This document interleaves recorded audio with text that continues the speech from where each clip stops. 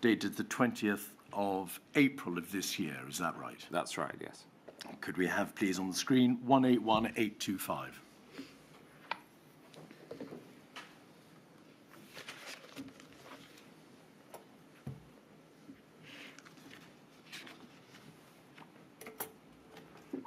And page 14, please. Page 24, I think, is the last page.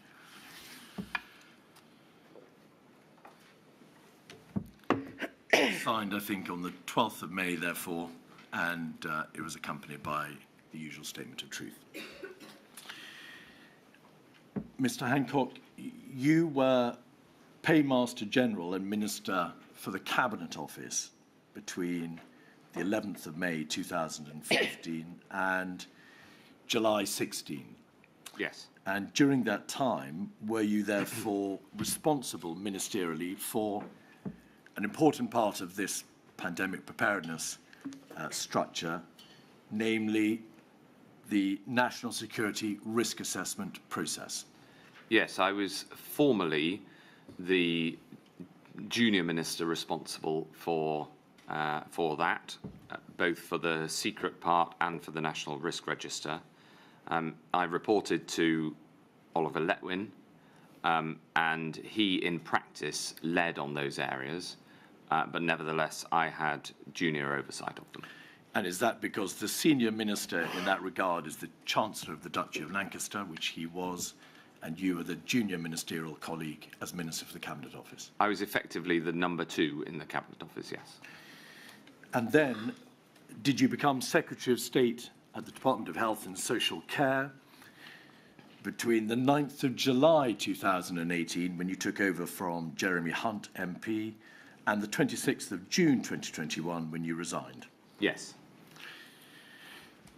Milady, for the purposes for those who may be listening to Mr. Hancock's evidence, I'm going to make clear that your appearance today is obviously concerned with the discharge of your functions as the Minister for the Cabinet Office and as Secretary of State in the Department of Health and Social Care pre-pandemic. Yes.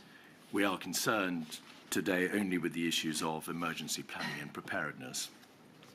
And so may I make clear that I will not be asking you questions about the detail of non-pharmaceutical interventions, lockdowns, the government's response, or the test and trace or procurement or PPE issues which arose after the pandemic struck. May I then... They will come in later modules, just so people understand. They will all be in later modules, particularly Module 2 in the autumn, for which Mr. Hancock has already provided a draft statement. EPRR pandemic planning. The functions of the Secretary of State, Mr. Hancock, in relation to pandemic planning are wide-ranging and complex, are they not? There is quite a lot to be concerned with in this field. Yes, and that is in addition to the very broad responsibilities overall as Secretary of State.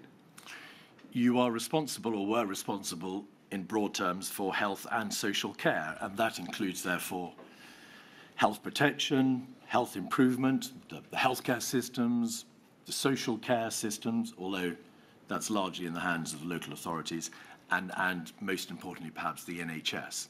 So it's a very wide brief indeed. I wouldn't say most importantly the NHS. I'd say that there are many, many areas of importance, and actually one of the challenges of the job is to try to put your attention to the most important areas because it is so broad. Is a vital function of the Secretary of State to deal with health emergencies? Absolutely. And going into the job, I had some experience at a more junior level of dealing with crises and emergencies, and so I took my responsibilities as the principal responder to a pandemic very seriously. Does dealing with health emergencies include dealing with infectious diseases? Yes, of course. And being ready to deal with them? Being ready to deal with the risk of infectious diseases? Absolutely. So when concerned in the field of emergency preparedness, resilience, civil contingencies, where there is a health emergency, it is the Department of Health and Social Care that is the lead government department. In effect, it is the department in the driving seat. Yes, and as Secretary of State, I felt keenly the responsibility as essentially the lead responder in the first instance to those sorts of health emergencies, and it was a part of my day-to-day work because these emergencies happen from time to time. Were, when you were Secretary of State, risks prioritised in any way? Was there a grading system to prioritise those most important and serious risks from those that were less so? Yes, of course, that's absolutely vital. And one of the challenges in a system as big as the health system is making sure the decisions are taken at the right level, because if you escalated everything to the Secretary of State, whoever they are, they would be completely overwhelmed. Yet it's vital to escalate the things that need to be seen by the Secretary of State to their desk. Was influenza pandemic prioritised as a Tier 1 risk? Yes, it was. I recall that on my first day, I was given a briefing document about as big as this one, and one of the elements of it was making clear my responsibility as the Tier 1 national responder for a pandemic flu and for other infectious diseases. I was already aware of this element of the role from my time at the Cabinet Office, but nevertheless it was properly and formally brought to my attention. And on day one, I asked for more information on preparedness because having been involved in previous crises, for instance, at the Bank of England, before I went into politics, I knew that when things go wrong, things move quickly, and you need to be as well prepared as you can. At the highest level of the department, was there a board known as the Departmental Board, which looked at the highest level on the major risks confronting the department? Yes, and the role of the Departmental Board was to ensure that the department was structuring itself properly to deal with the different challenges that it faced. May we have, please, 23142, which is a copy of your department's then high-level risk register for Q3 2019 to 20. If you can go to the top of the page.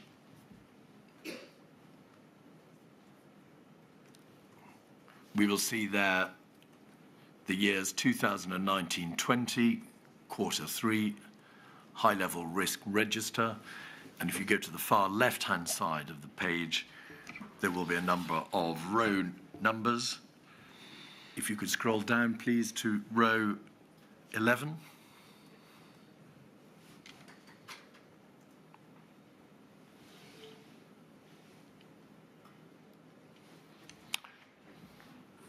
There are two names in the left, in the column second from the left, Mr. Hancock, Emma Reid and Clara Swinson, both of whom have been witnesses before this inquiry. The description, major national infectious disease outbreak and pandemic flu, and the risk identified for self-evident reasons is that the department fails to respond and mobilise adequately to a major national infectious disease hazard, such as pandemic flu or other novel infection.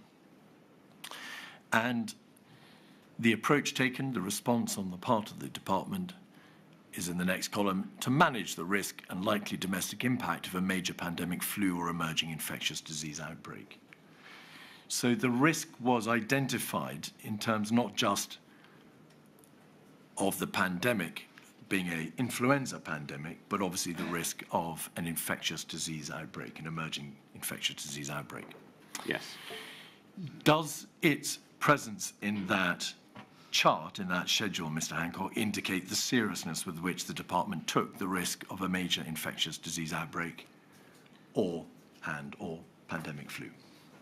Yes, And the red rating demonstrates that the significance of the impact of this, should it strike, could be very serious. And the day-to-day life of a health secretary involves being aware of and from time to time being involved in managing the response to potential infectious disease risks, which happen from time to time.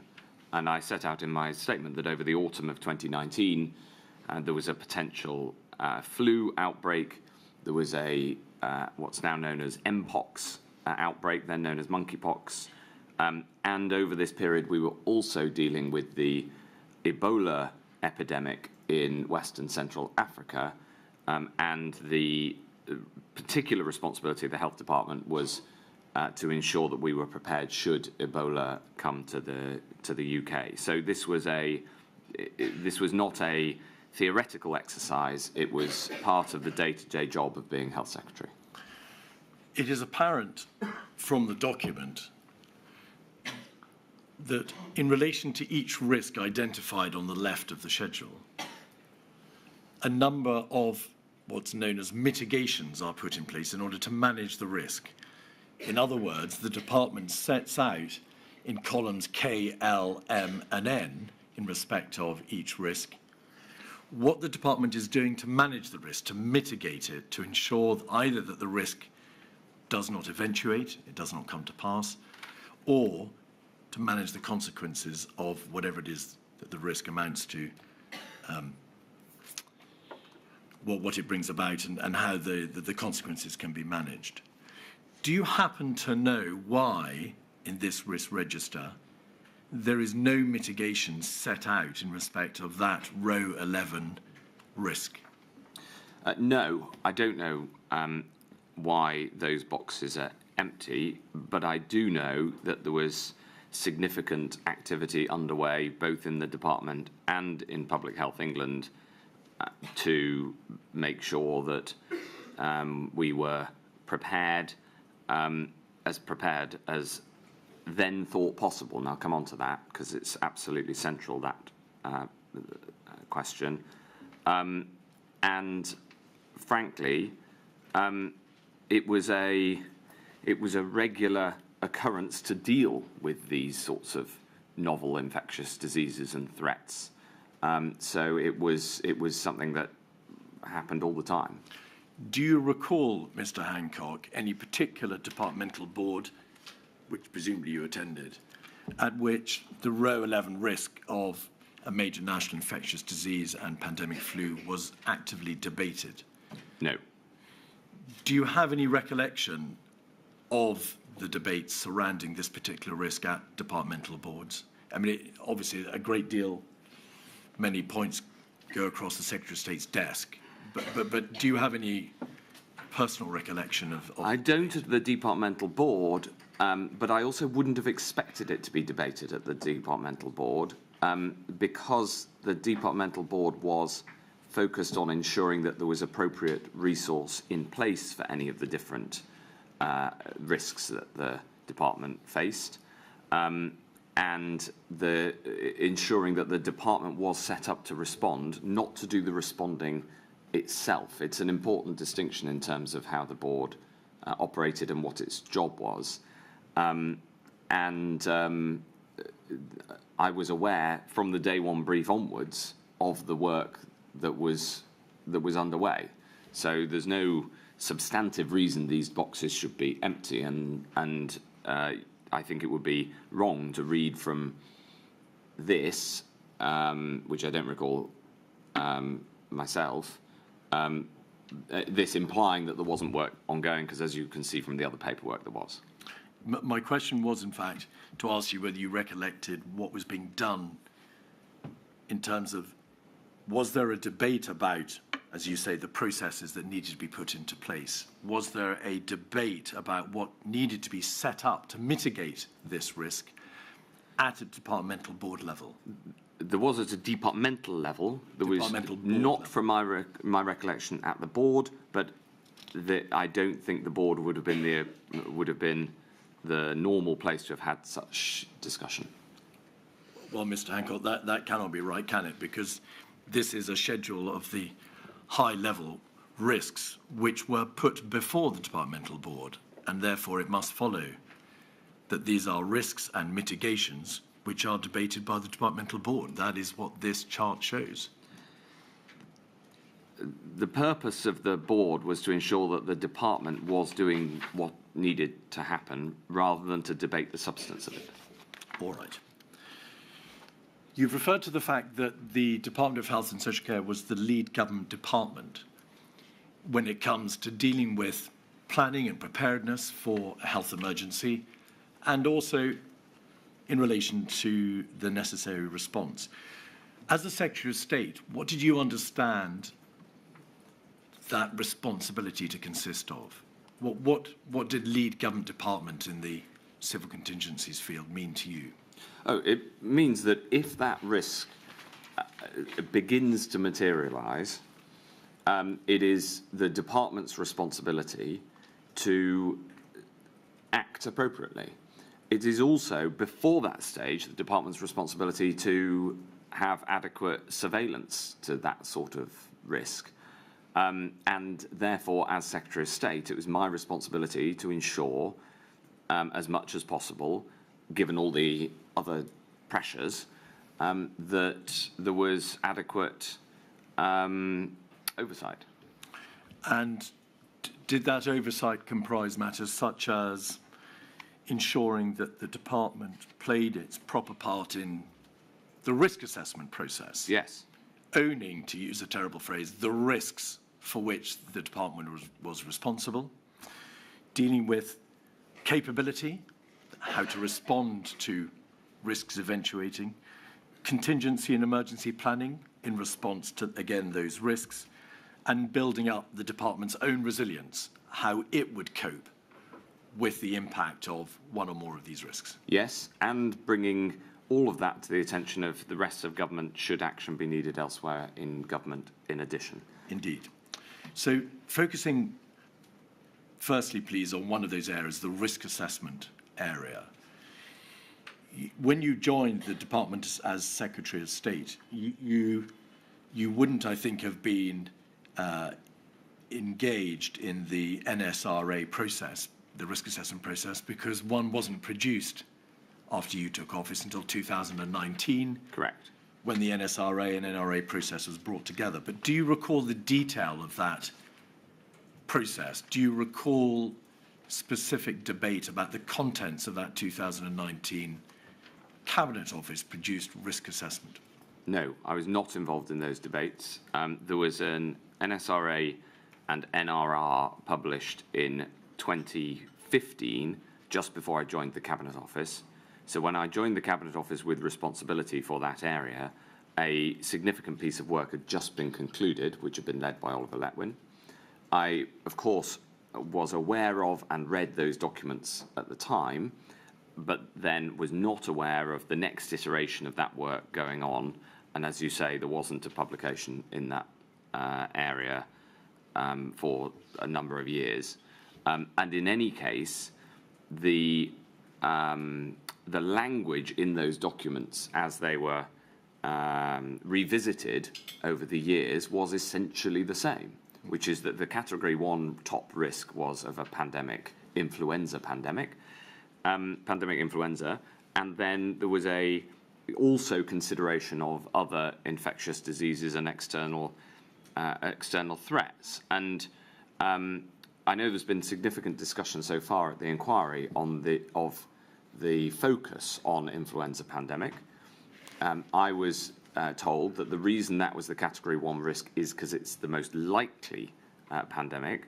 But of course we were aware of other infectious diseases, not least because we were actively involved in responding to Ebola and to a lesser extent Mpox, and PHE had a day-to-day responsibility for other infectious diseases that tend to happen in much smaller numbers, like Legionnaire's disease. So I was aware of it both from the work in the formal production of those risk assessments and in the day-to-day work of the department. When you joined the department, you were, as you say, provided with I think it's called a day one high-level briefing. Yeah. May we please have 183334 on the screen? And this pack, first day pack, included a briefing from the Permanent Secretary, Sir Chris Wormold, and a number of other senior officials in your department and a number of documents. Could we please have page 1 at E, if you could highlight that, please, was one of the areas on which you were briefed, global and public health, and that briefing was delivered by Clara Swinson, then a deputy That's a Director General. Director General of one of the directorates in the department. Page 10.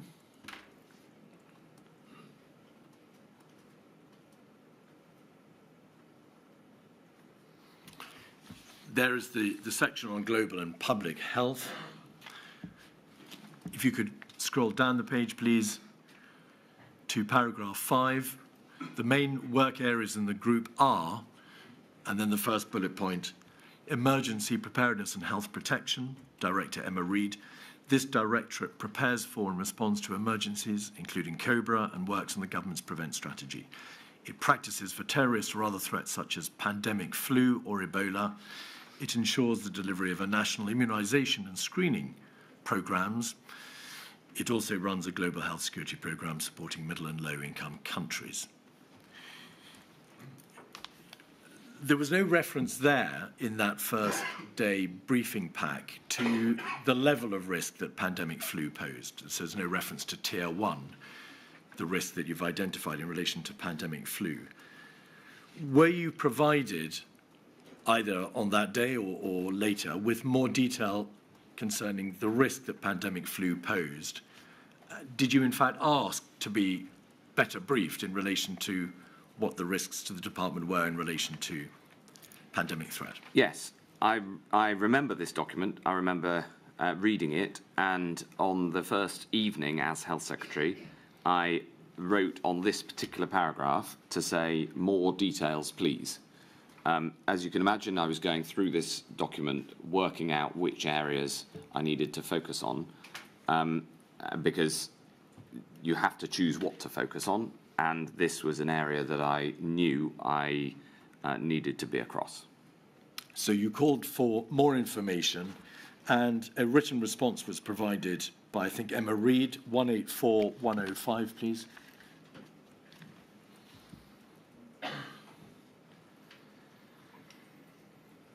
Introduction to Emergency Preparedness, Resilience and Response, EPRR. And on that first page, we can see in paragraph 1 a reference to the fact that the DHSC, in conjunction with NHS England and Public Health England, must provide a coordinated response to the challenge of risks set out in the National Risk Assessment, such as natural hazards. And of course, natural hazards includes, does it not, Mr. Hancock, the risk of pandemic flu? Yes. And you can see there references to the department coordinating health response to the incidents in Salisbury and Amesbury. If you could go further down the page, please. Emergency preparedness, above paragraph 6. This Civil Contingencies Act 2004 outlines the national response to civil emergencies, establishing roles and responsibilities for those involved in emergency preparation and response at the local level. There is then a reference to the division in the Act, the bifurcation between Category 1 and Category 2 responders. And you, as the Secretary of State, were a Category 1 responder, were you not? Yes. And then paragraph 7, please. Category 1 responders are required to carry out exercises and training of staff in emergency planning. The DHSC participates in a cross-government programme of exercises, and ministers will be invited to participate in Tier 1 exercises and to participate in COBRA-style meetings. You subsequently became aware of the fact that there had, in 2016, in October of that year, been an exercise Cygnus. Yes.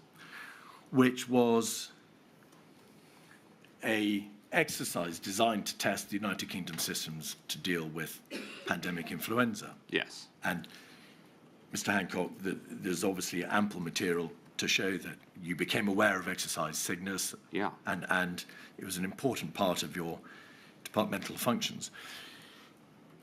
Looking back, are you surprised that in this more detailed briefing, there was no reference to the fact that just a year before, exercise Cygnus had reported and in general terms had found that the plans and capabilities of the United Kingdom were not sufficient to deal with the likely demands of a severe pandemic?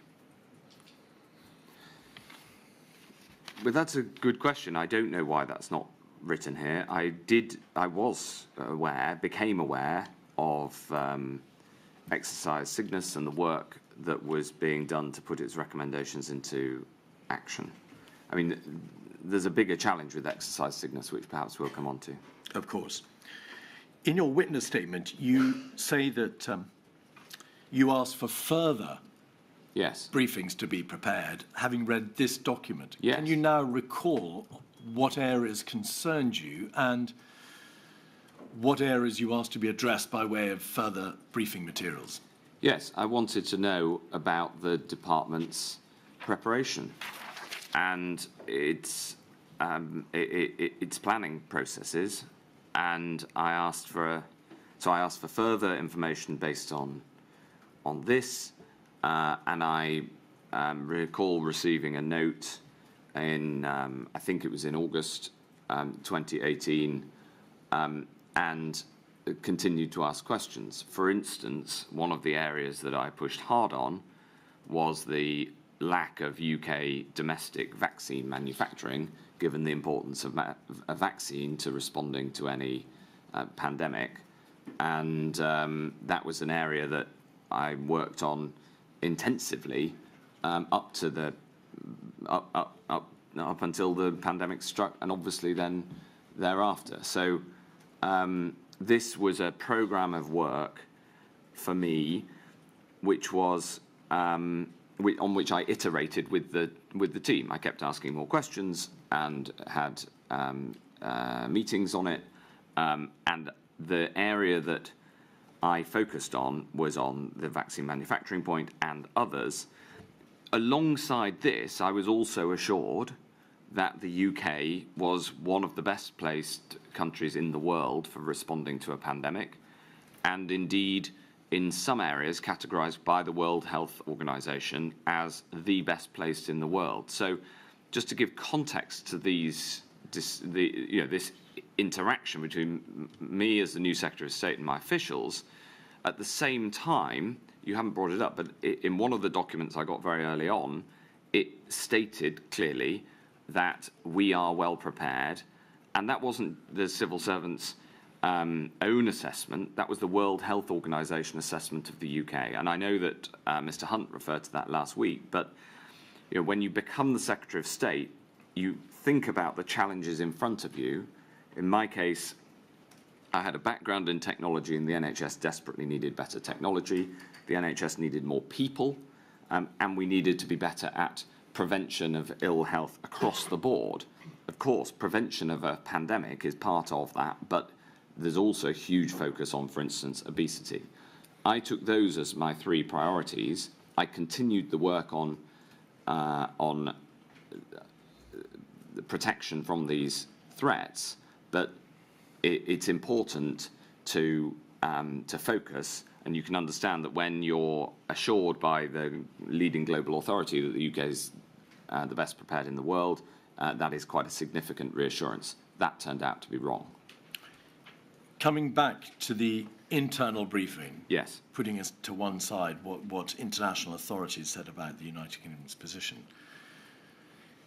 you've told us that there was therefore a debate with your civil servants about vaccines. That was one of the issues that yes. you asked about.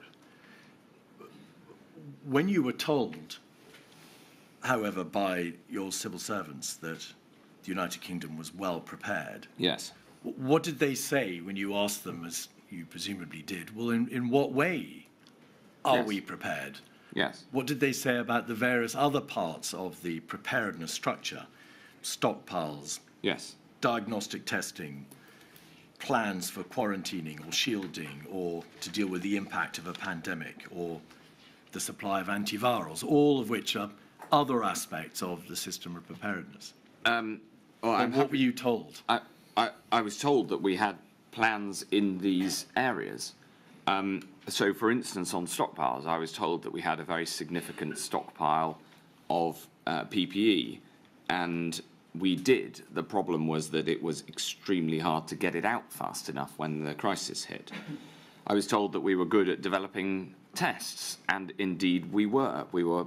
We developed a test in the first few days after the genetic code of COVID-19 was published. The problem was there was no plan in place to scale testing that had any that we could execute.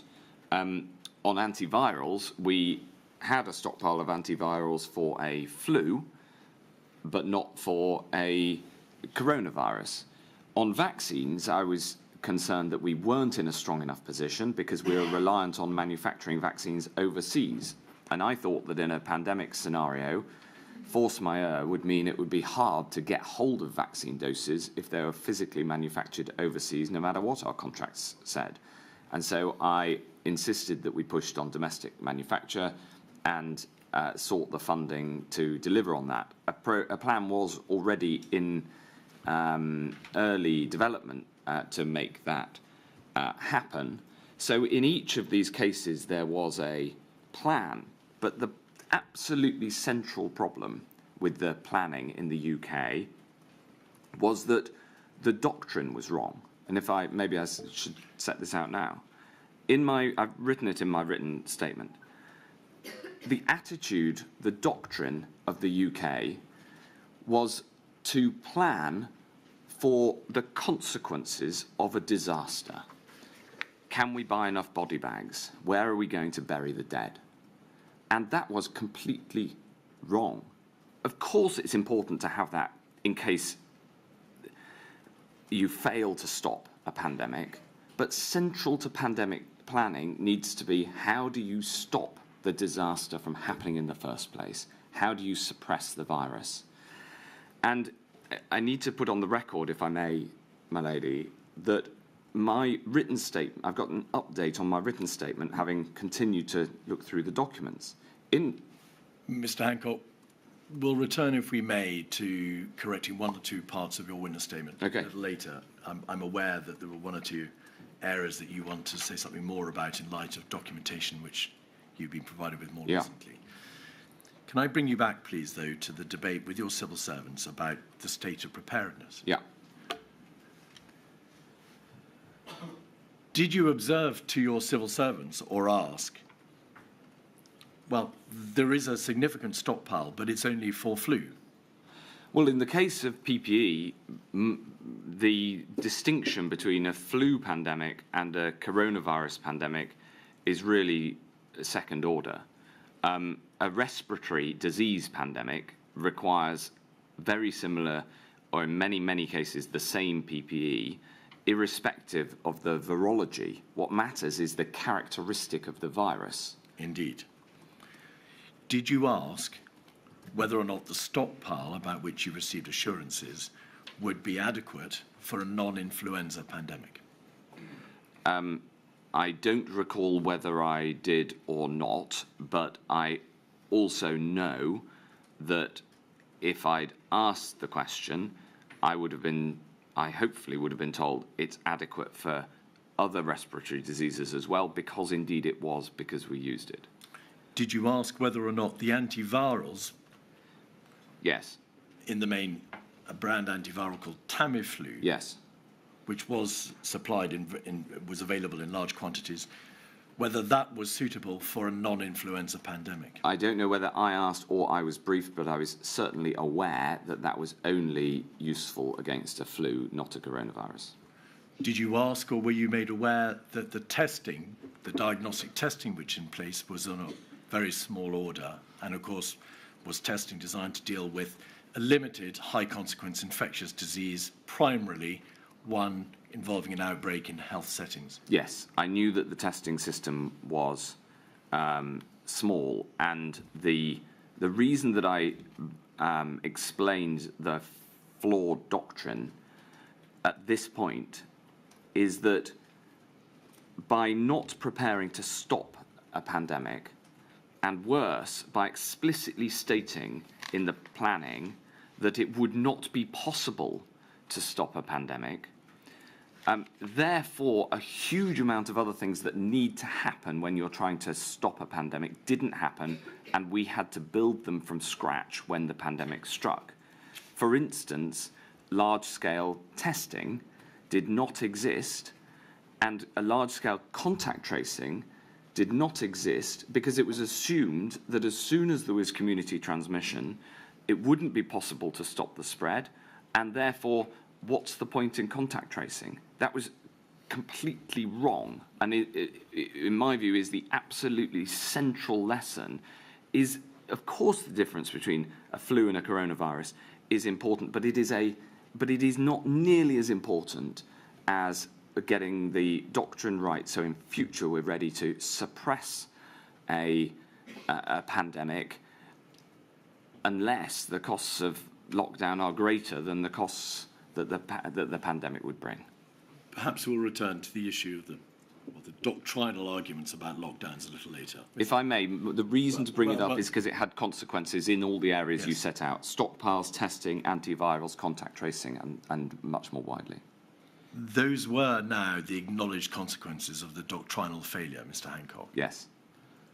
But why, if you ask the questions which you say now you did about the fact that antivirals and the stockpiles of antivirals were only suitable for influenza, that the testing was limited and suitable for high-consequence infectious disease in a healthcare setting, that the PPE was designed for flu, although it had an application to HCIDs as well, and that there was no debate about the potential countermeasures, mandatory quarantining, shielding, the impact on education or the economy. If these were questions which were posed when you took office in July 18, why was the situation allowed to develop in which none of these matters were addressed by the time you had to deal with the consequences of the pandemic in February 2020, when, as you've rightly said, you had to build in all these areas the entire system from scratch? Because I was assured that the UK planning was among the best, and in some instances the best in the world. And of course, with hindsight, I wish I'd spent that short period of time as Health Secretary before the pandemic struck, also changing the entire attitude to how we respond to a pandemic.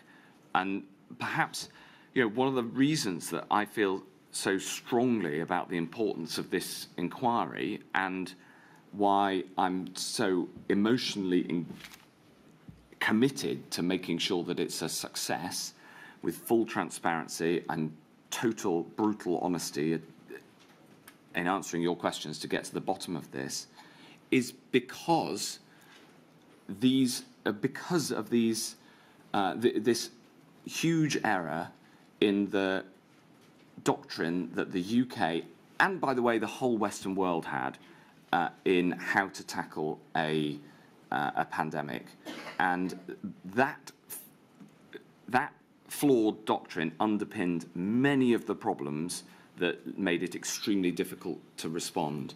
And if I may say so, I am profoundly sorry for the impact that had. I'm profoundly sorry for each death that has occurred.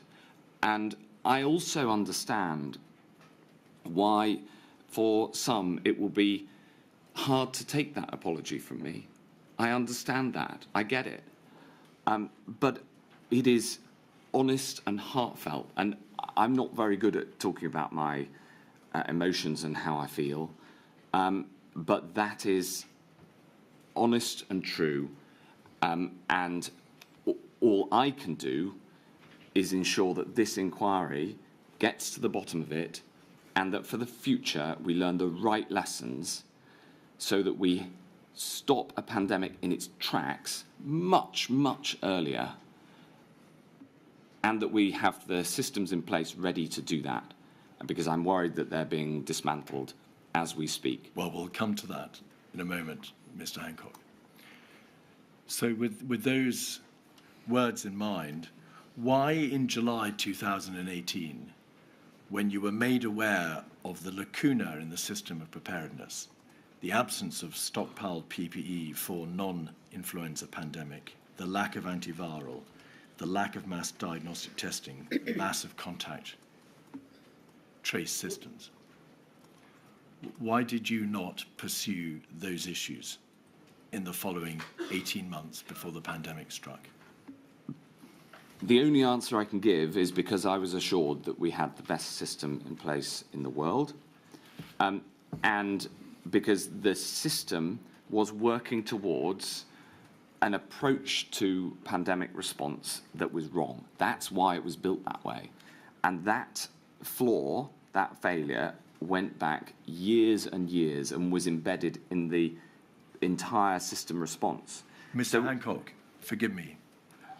That doctrinal error, to which we'll come in a moment, in the 2011 strategy explains why the position was as it was in July 18. My question to you, though, is why, having been alerted to these serious issues,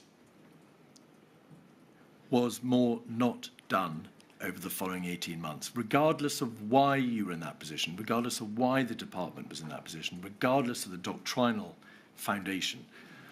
Why were those practical considerations not followed through?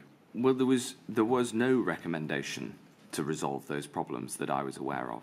There were recommendations to put into place the learnings from Project Cygnus, some but not all of which were taken forward. I was assured that there was a programme of work to put those in place, but there were no recommendations to build a testing system that I was aware of. There was no recommendations to change the stockpile, although on that point the stockpile was effectively transferable from one respiratory disease to another.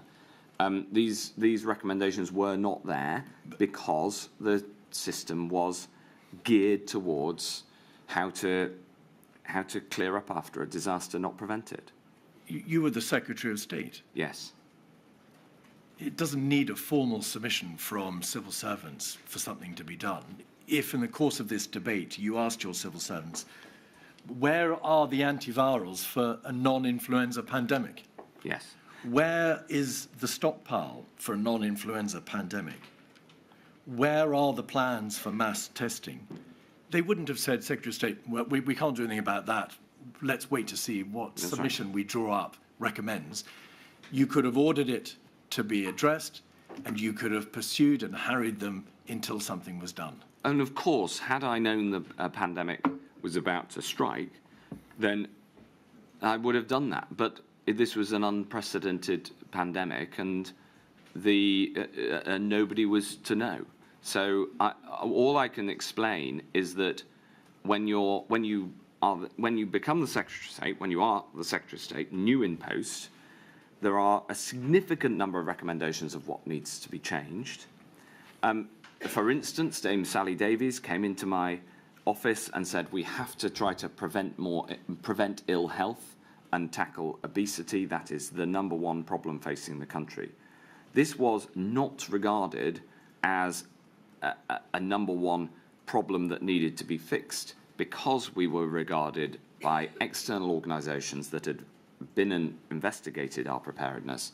We were regarded as one of the best in the world. That's the only answer I can give you. I know I've repeated it, but that's because it's true.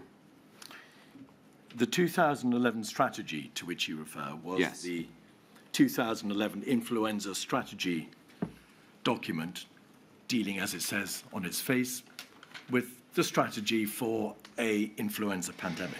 Yes. There was only ever one strategy document, wasn't there? That was it. That was the strategy document that I was aware of. Of course, there was a whole load of underpinning and documents and further work, but that was the strategy document, yes. And that single strategy document identified no strategy for a non-influenza pandemic other than the hope that the plan for an influenza pandemic could be modified to deal with a high consequence infectious disease that was not influenza. That's right. I would also say that any pandemic, by its nature, is a novel disease. Indeed. And so you cannot have a plan precisely for the disease that comes. And the things that matter are how long is the incubation period, how transmissible is it, how does it transmit, and crucially, who does it affect more than others? What are the inequalities, the consequences of this disease?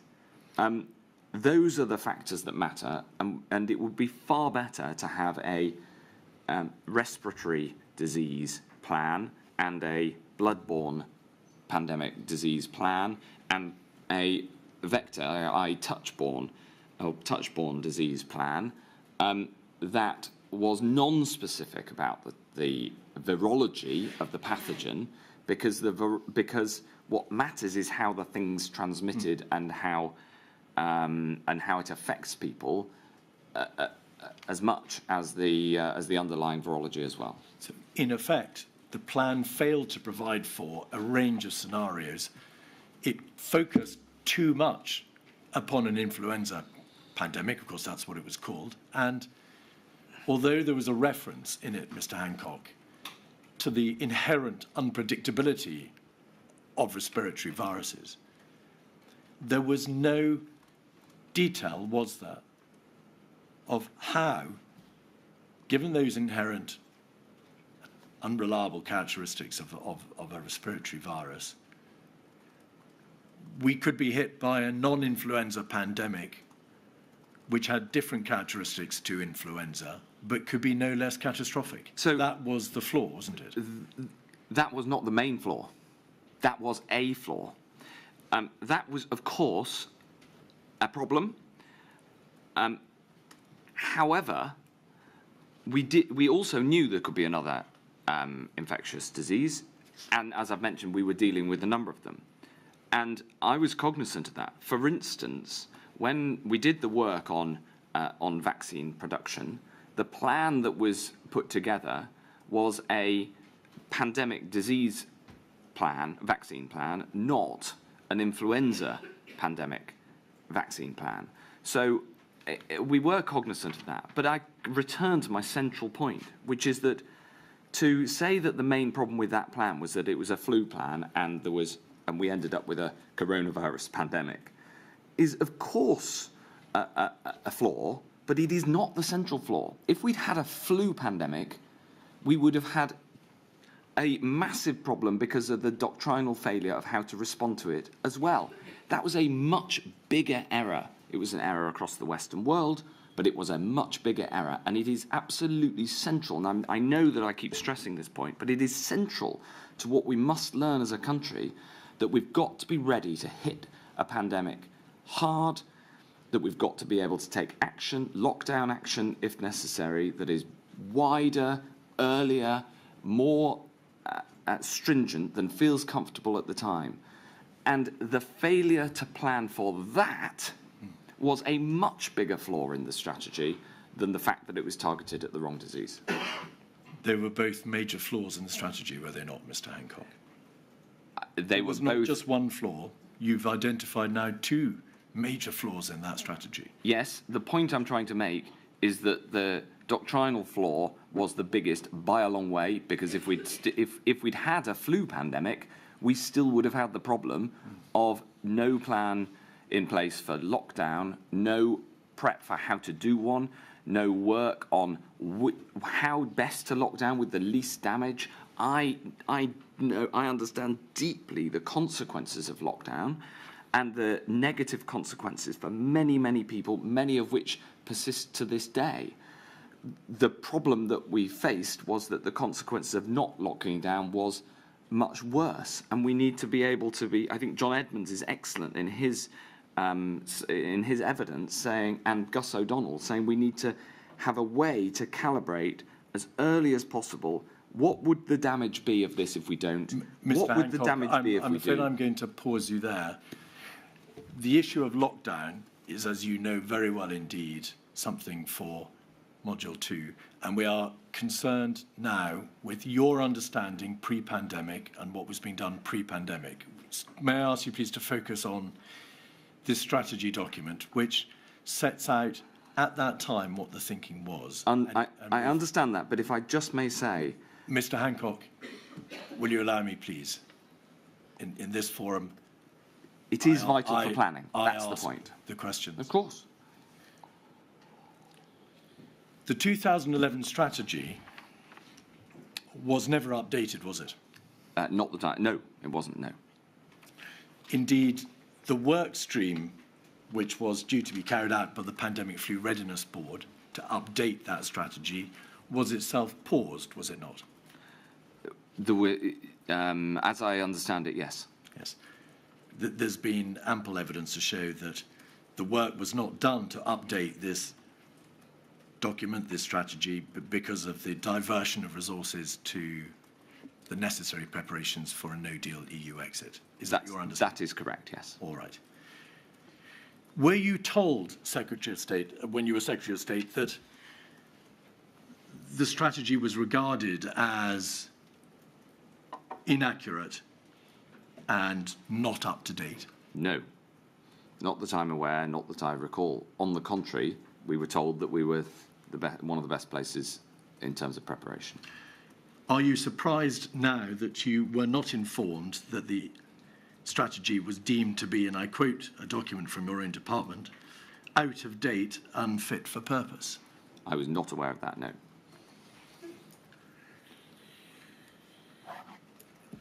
By July of 2019, an arm's length body, I suppose one would call it, or a stakeholder, Public Health England, was stating in its own minutes that there had been no word from the DHSC on the DHSC's pandemic strategy. So they were concerned that they'd heard nothing from your department in relation to the updating of this strategy, because it was obviously a matter of very real concern. I don't recall that ever being raised with me, and it highlights the problem of not having a body that was focused only on preparing to defend us against a pandemic, since the Health Protection Agency was abolished in 2012.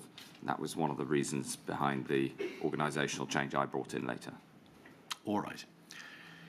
The Pandemic Influenza Preparedness Board was another important part of the department's work, was it? Yes. What was its main function as you saw it?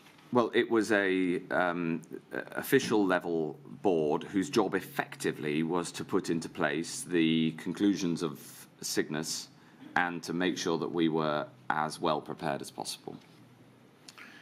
When you became Secretary of State, presumably you were informed of the outcome of exercise Cygnus and of the fact that the then Prime Minister Theresa May had ordered the setting up of the Pandemic Flu Readiness Board. Yes. To put those recommendations into place. Yes, I found that reassuring. I'd been reassured that essentially everything was in hand because there was a structure, a resourced structure to make it happen. As it happens, Mr. Hancock, many of the work streams which the Pandemic Flu Readiness Board planned to carry out were, for reasons we've discussed, paused or ceased altogether. So, when you were Secretary of State, to what extent were you informed that the recommendations from exercise Cygnus, about which you had been told, were not in fact being implemented? I don't know the answer to that question. I take full responsibility for the fact that in the face of Brexit and the threats that a disorganised Brexit could do, we took the resources were moved across the department to focus on that threat, including away from pandemic preparedness planning. This was proposed to me by the Permanent Secretary and the CMO, and I signed it off. I regarded the Secretary of State's job not to run the department in terms of resource allocation, but to set the direction. But I signed off that decision. The thing is that you face a lot of risks and threats. But Secretary, Mr. Hancock, why didn't you say to your civil servants, this was a major exercise into the United Kingdom's pandemic influenza preparedness. It was one of the largest command post exercises ever held. It made a number of important recommendations, 22 in fact in all, across the whole board of the United Kingdom's plans and capabilities. And by June 2020, after the pandemic had struck, of course, the DHSC acknowledged that of the 22 recommendations, 8 had been fully addressed, 6 had been partially addressed, and work to address 8 more was still ongoing.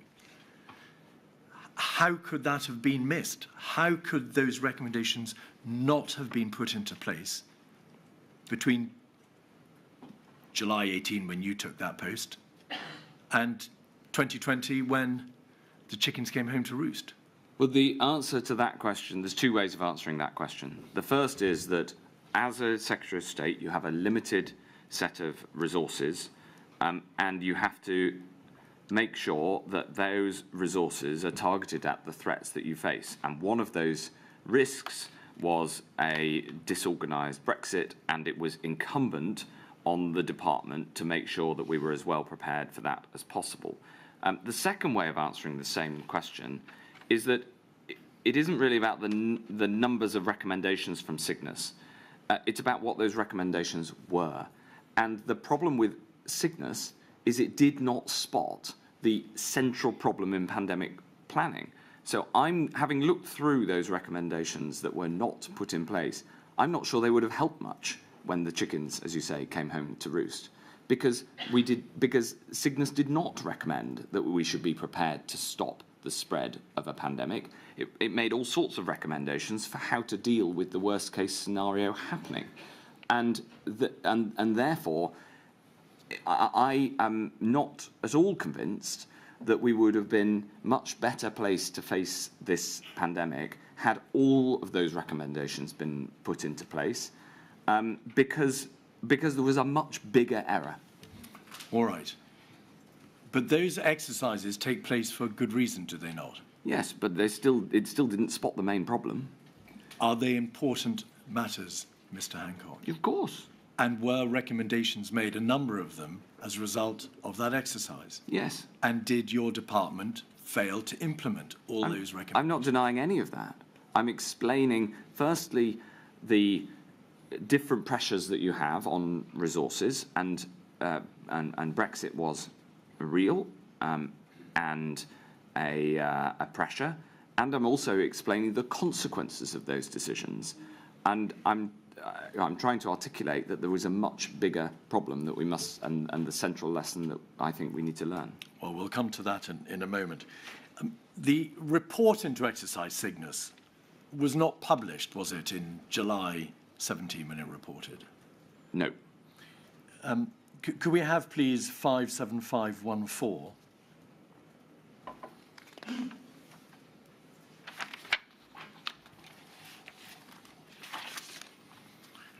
And page 2. You were asked in May of 2020, of course after the pandemic had struck, whether or not you agreed that the report into Exercise Cygnus from July 17 should be published. Yes. We can see the top left-hand corner of the page, number 2, SOS, Secretary of State. Yes. And if you could scroll back out, please. The issue identified in the submission was that a number of public, parliamentary and legal requests for release of the report of Exercise Cygnus had been received.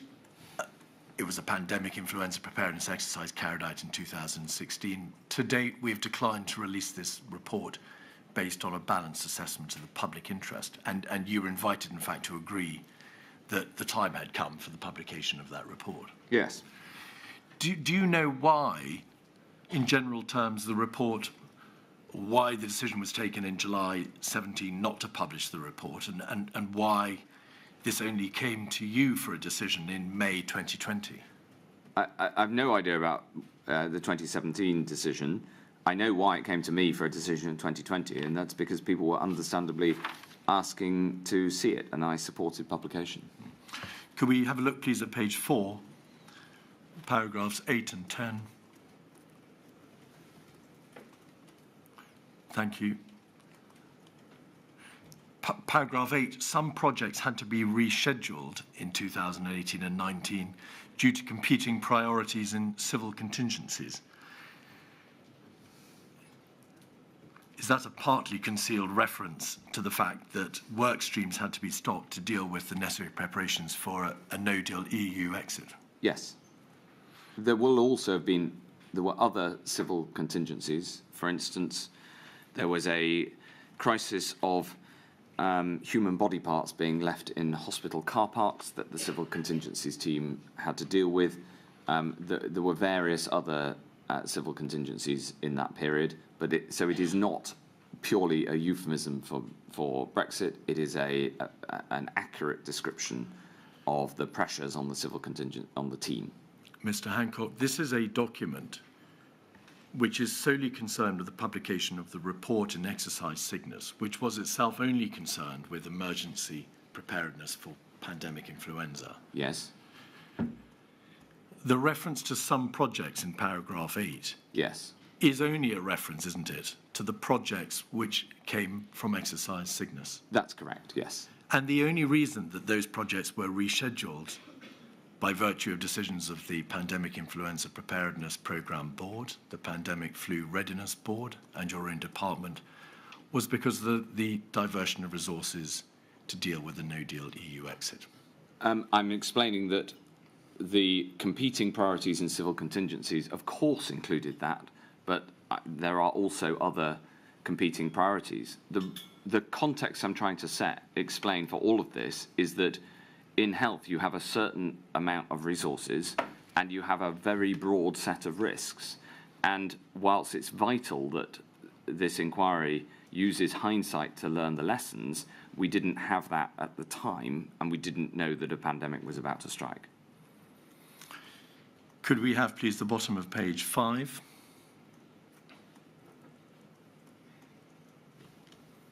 Communications and public confidence.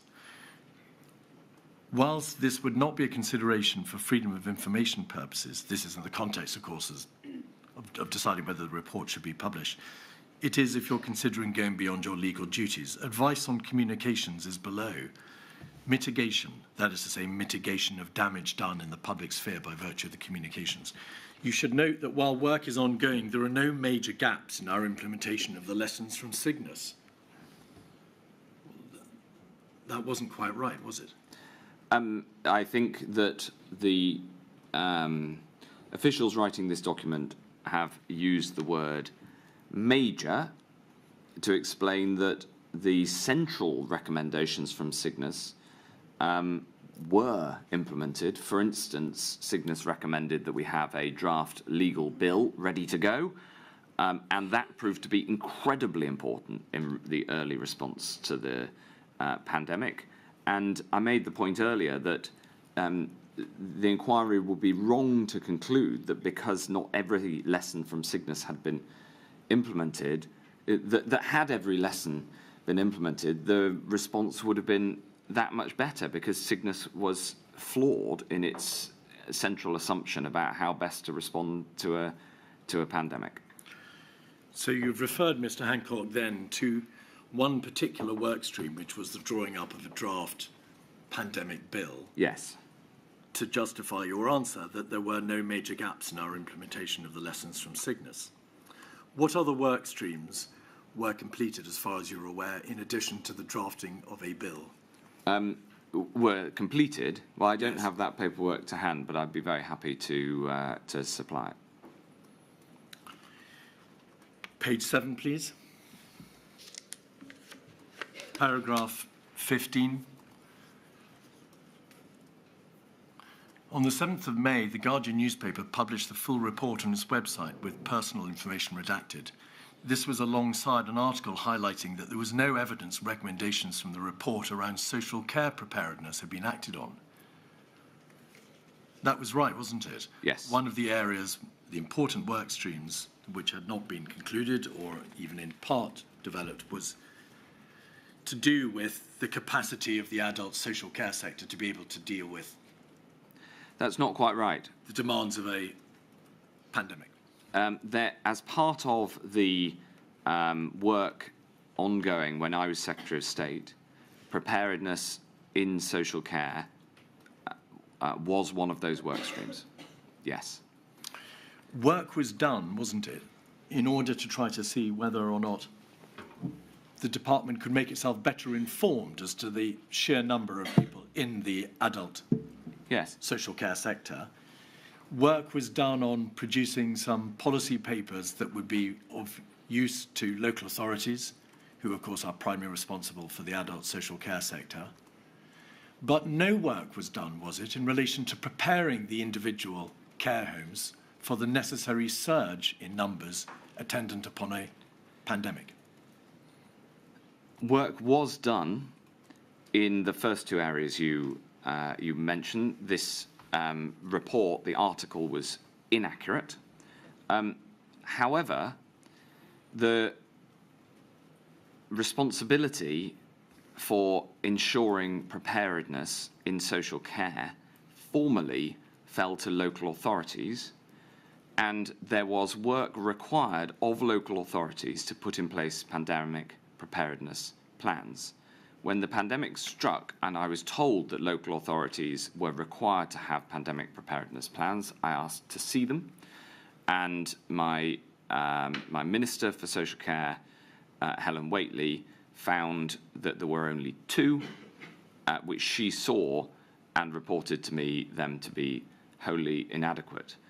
One of the central challenges in social care is that whilst I had the title Secretary of State for Health and Social Care, the primary responsibility, legal responsibility, contractual responsibility for social care falls to local councils. In a national crisis, this is a very significant problem because, as I put it in my witness statement, I had the title, I was accountable, but I didn't have the levers to act.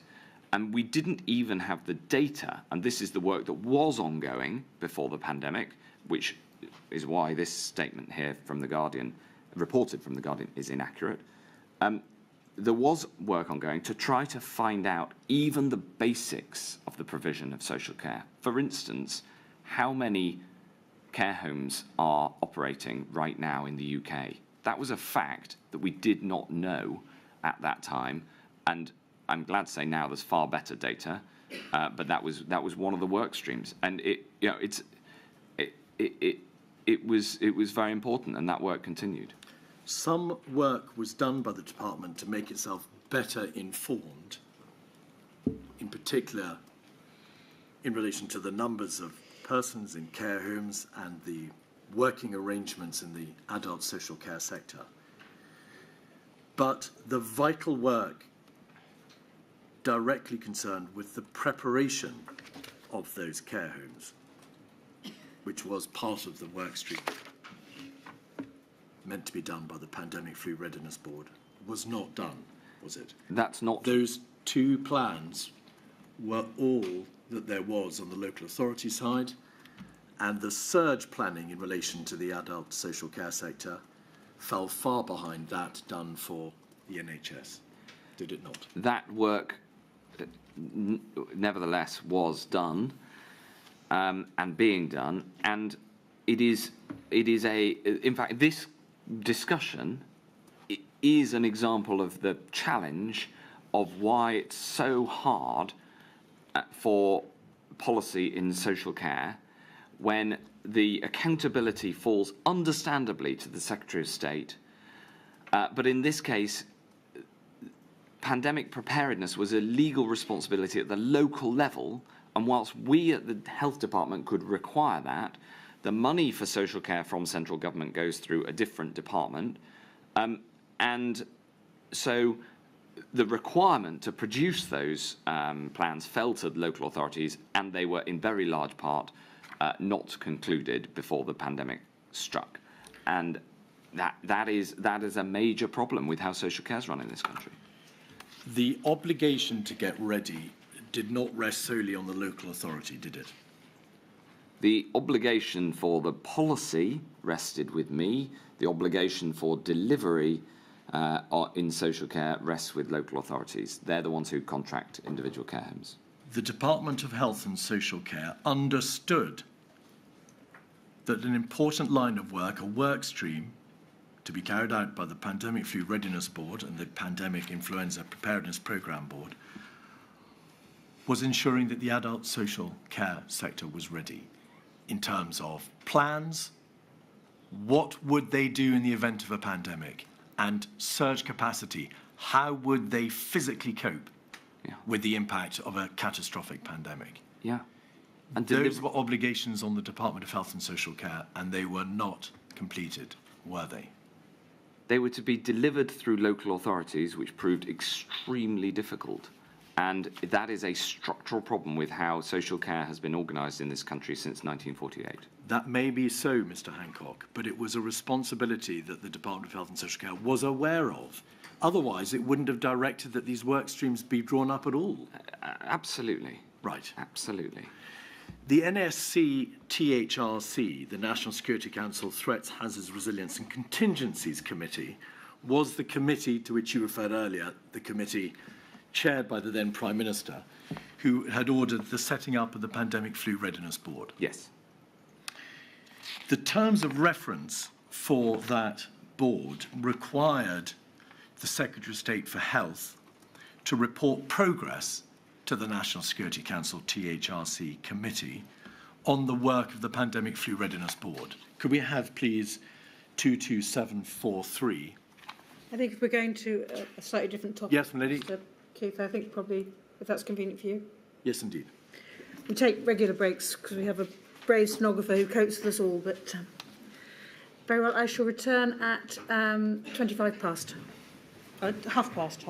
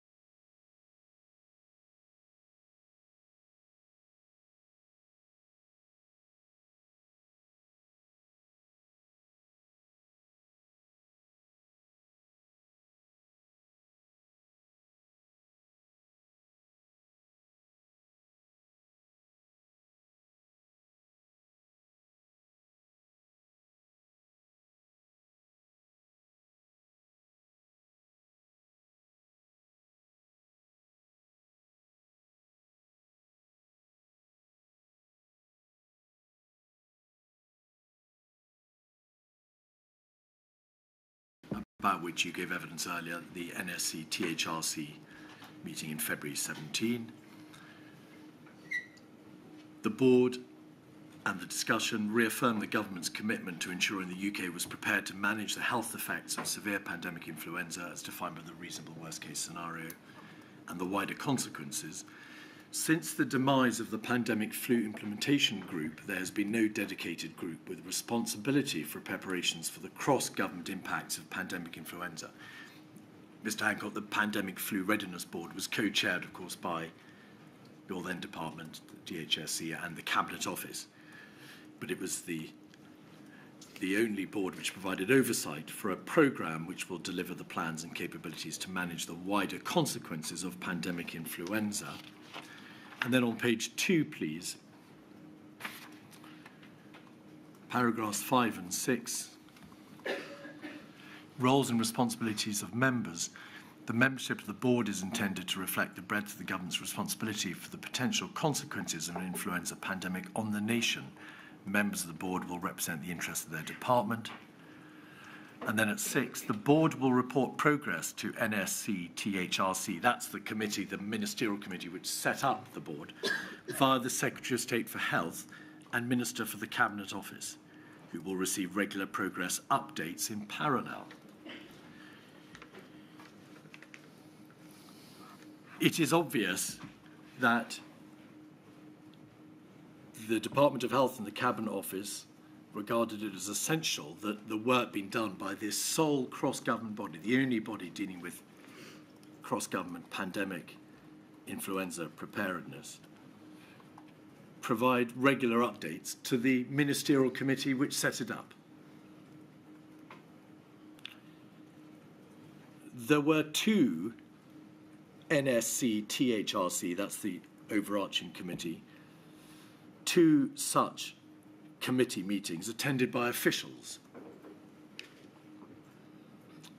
How many of those overarching meetings, NSC, THRC meetings, did you go to in order to inform them of those regular progress updates? Personally, none that I can remember. I attended the National Security Council from time to time when the agenda included areas that I was responsible for. I was not a standing attendee, but I don't recall ever being asked to attend to report on this. Did you know of the existence of the NSC THRC, the overarching ministerial committee to which you were expected to report? Yes, I attended it. That's essentially the National Security Council. No, the NSC THRC, the Threats, Hazards, Resilience and Contingencies Committee. Yes, that's a subcommittee. That one is a subcommittee of the National Security Council. How many of those subcommittee meetings did you attend? I can't recall. Did you attend any? I may well have attended none, but I can't recall. Have you seen any piece of paper that suggests you did attend? Nope. Why not? I have no idea, because the Department for Health was not responsible for the agenda of that committee, or indeed the wider National Security Council. The attendance of ministers in the Department of Health was determined by whether they were invited. Mr. Hancock, your own department's committee, the board, which it co-chaired with the Cabinet Office, knew full well that you were expected to report to the NSC THRC with updates on the board's work. Can you think of any reason why you didn't attend those meetings? Why you weren't told about the meetings? Why you weren't informed of the expectation that you attend those meetings? The only explanation I can give is that the team faced a significant number of different threats and challenges, and they chose during the relatively short period I was Secretary of State before the pandemic struck to focus on other issues that they felt to be appropriate. I mean, my experience in government, both as Secretary of State for Health and Social Care and before, was that the officials who handle and are responsible for the National Security Council and its subcommittees are exceptionally diligent, extremely hardworking, and have the highest integrity. And that goes for all of the officials I worked with in the Department for Health and Social Care. All I can say is they would have known, and it would have been incumbent on them to consider all threats and make decisions as to the agenda according to what's necessary. May we have, please, 180188. This is a document relating to the officials subcommittee of the NSC-THRC. In fact, the NSC-THRC-O meeting, O for officials. Yeah. And it's dated the 19th of December 2018, so after you took office in July 18. If we could go to page 3, paragraph 2, EU exit planning. The Cabinet Office updated members on the Civil Contingencies Secretariat prioritisation work in the lead-up to EU exit. They plan to move into the operational mode of EU exit planning in early January. CCS stressed that capacity will be maintained to continue normal preparedness activities and ensuring that Part 2 of the CCA is refined if required. In discussion, members raised the following points. As part of normal preparedness activities, would continuity of crisis management continue? The Cabinet Office advised it would be maintained, but some elements will be prioritised. Some departments still wish to provide feedback, and then there was a debate about would hostile state activity exercises continue. The Chair summarised that officials should continue to brief ministers on what level of business as usual activities, departmental responsibilities, could continue following a move to the operational mode of EU exit planning. So in the autumn of the winter of 2018, over a year before the pandemic struck, at this officials meeting of the National Security Council THRC committee, there was debate about the fact that the EU exit planning was starting to have an impact, or would be likely to start to have an impact on preparedness planning because of the prioritisation of work. And there's a clear reference there to ministers being briefed as to what levels of business as usual activities would continue, notwithstanding the necessary prioritisation of work towards a no-deal EU exit. When were you briefed in the autumn and winter of 2018 as to what was coming? Well, I was, of course, aware that Brexit was a significant part of the national debate, and in the department we needed to be prepared for it. So that briefing was ongoing. And as we discussed earlier, there was a moment at which we had to move resources on to prepare for that in the summer, I think, of 2019. We did that within the department. The plans to do that were drawn up by the team, and I signed them off. But I returned to my broader point, which is the professionalism and diligence with which the civil service team looked at all of the different challenges and threats that were faced was exemplary. Could we have 57430, please? This is a memo from within your department to Professor Sir Chris Whitty, the current CMO, of course, who you know very well, and I think he was a former departmental chief scientific advisor Correct. in the department. It's dated the 27th of March 2019, and it concerns the reallocation of work. Paragraph 1 to Sir Chris Whitty, you are aware that following reorganisation and reprioritisation of DHSC work due to EU exit no-deal planning, pan-flu preparedness and high-consequence infectious disease policy has moved to your portfolio of responsibilities on a temporary basis. And then at paragraph 3, EXCO What is EXCO? That's the Executive Committee of the Department for Health and Social Care, chaired by the Permanent Secretary. That's the committee that effectively runs the department on an executive basis. But subject to the supervisory role of the departmental board to which you referred earlier, perhaps? Yes, and of course, working to ministerial priorities and decisions. EXCO agreed that the department would need to do less work in some areas in order to free up resource for EU exit preparations. As a result, Emma Reid and Clara Swinson agreed a range of work related to pan flu and HCID that would be scaled back or paused before this policy area transferred across to you. Annex A summarises the work areas that are continuing and those of which are on hold. So this paragraph makes plain that at the highest level in your department, subject only to the supervisory review of the board and yourself, not just that there was a prioritisation across government in favour of EU exit work, but that a range of work related to pan flu and HCID would be scaled back or paused. That was a policy decision of great significance, was it not? It was a policy decision. I would query whether it had great significance. As you can see from the numbers on this page, the numbers of people working in this area, the numbers of movement is small. And my second observation is that this work was following the wrong approach, and I'm not sure it would have been any use in the pandemic. That's my judgment from having been the man in the, the person in the hot seat when the pandemic struck. Do you recall that debate before EXCO?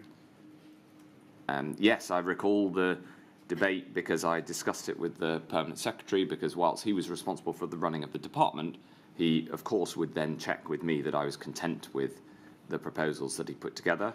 And there were many other areas of work that had to be stopped in order to prepare for Brexit as well. I mean, this wasn't the only area. There were a whole series of them. So you were aware and you agreed that a range of work relating to pan flu and HCID would have to be scaled back or paused? Yes, and I wasn't enthusiastic about it, but I signed it off. And the reason that I signed off the overall reshaping of the department is because we had a very real and material threat should a disorganised Brexit happen that we needed to be prepared for. And it comes back to the point about context, that there are many, many bad things you have to prepare for when you're in the health department. Moving forward 8 months to the eve of the pandemic in November 2019, 23089, the minutes for the Pandemic Flu Readiness Board. The Pandemic Flu Readiness Board has not met since November 18 due to reprioritisation in 2019 to plan for a potential no-deal EU exit. So the sole cross-government body set up by direction of the Prime Minister did not meet at all, did it, between November 2018 and the 27th of November 2019? That's what this paper says. Were you aware, Mr. Hancock, that for a whole year the board did not even meet?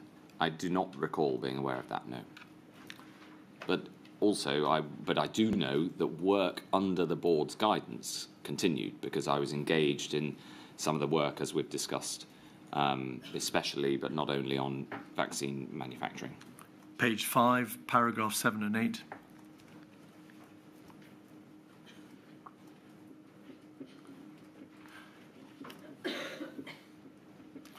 The PFRB had committed to meet every 6 to 8 weeks until the key outputs of the work programme were delivered.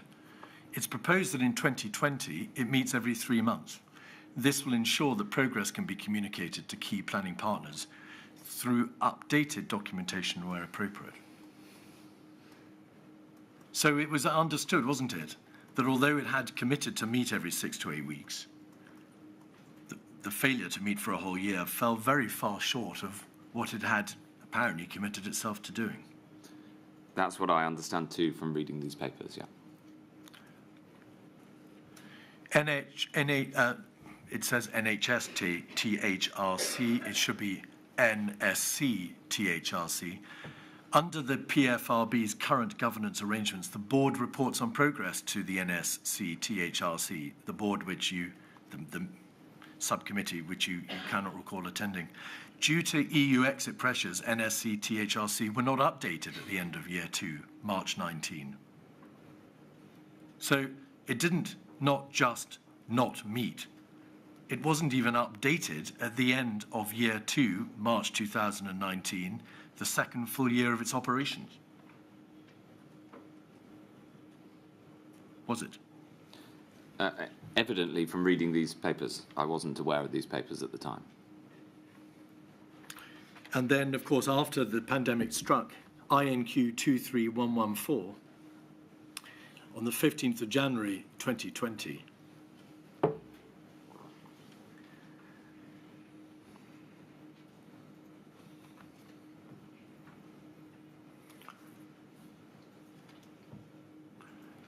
Pandemic Influenza Readiness Board Workstream Updates, last updated the 15th of January 2020. The Healthcare Workstream, progress has slowed for a number of reasons. 2, Community Care. Progress on the community healthcare side has slowed for a number of reasons. And then over the page, please, or further down the page. Excess deaths, that was one of the work streams on which work was completed, wasn't it?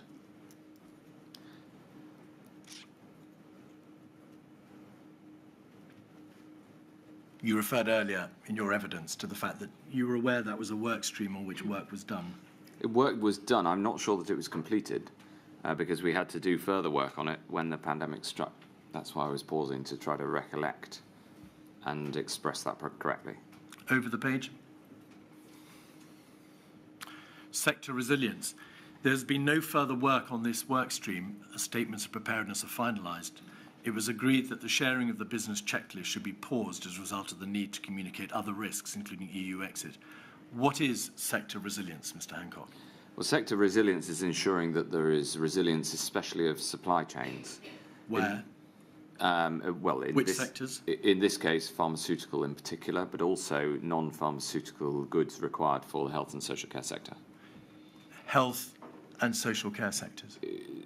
Within the department, that would have been the purview. Yes. Cross-cutting enablers, all England clauses and supporting documentation complete, including explanatory note and assessment of impacts. Is that a reference to the drafting of the bill to which you made reference earlier?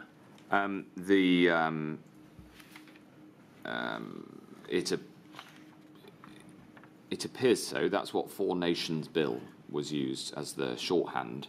Yes, there's a reference to clauses and supporting documentation. So that appears to be a reference. That appears so. On the previous one, on number 4, of course, the work that was intended to be prepared for a no-deal Brexit was itself important, incredibly important, when it came to the pandemic. So this paper doesn't quite capture it. It captures the planning and later. Is that a reference to the fact that work was done on securing and safeguarding medicinal supply chains? Correct. To deal with a no-deal EU exit? Yes.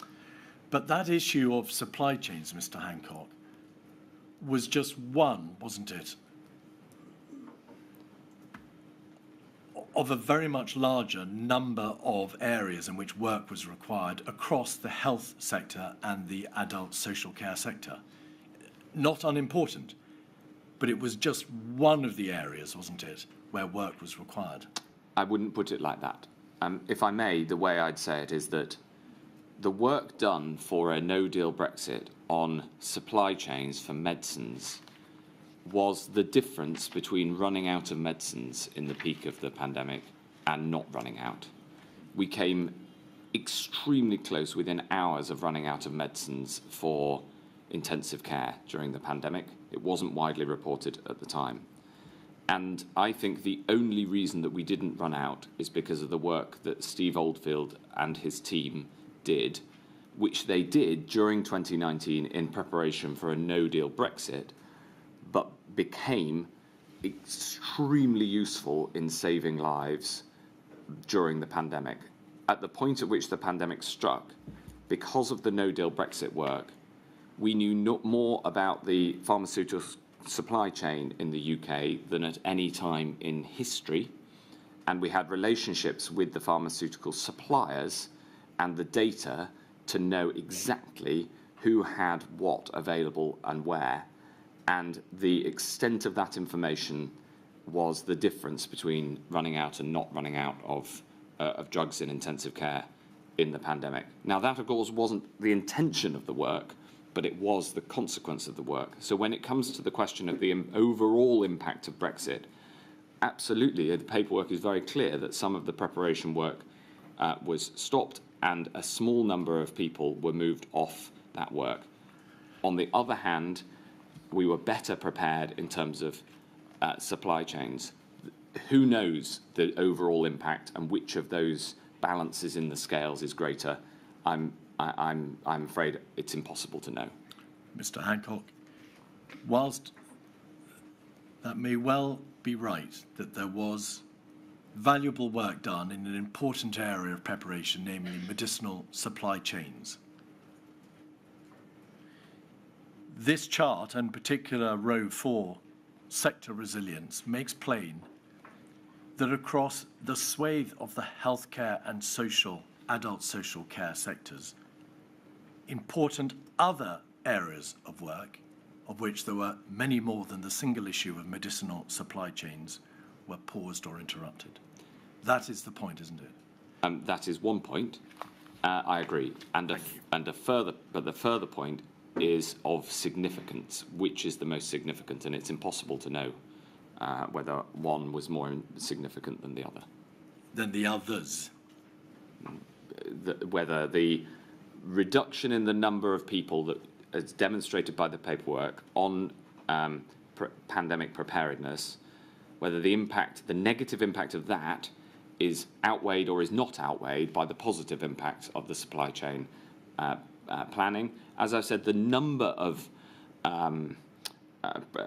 activities is not as important as their consequence. And because Operation Cygnus, which was guiding this work, itself was flawed in conception, I'm not convinced that there would have been that much help, even if all of these things were done. Of course, it would have been better if they had, but I simply have no idea how helpful they would have been.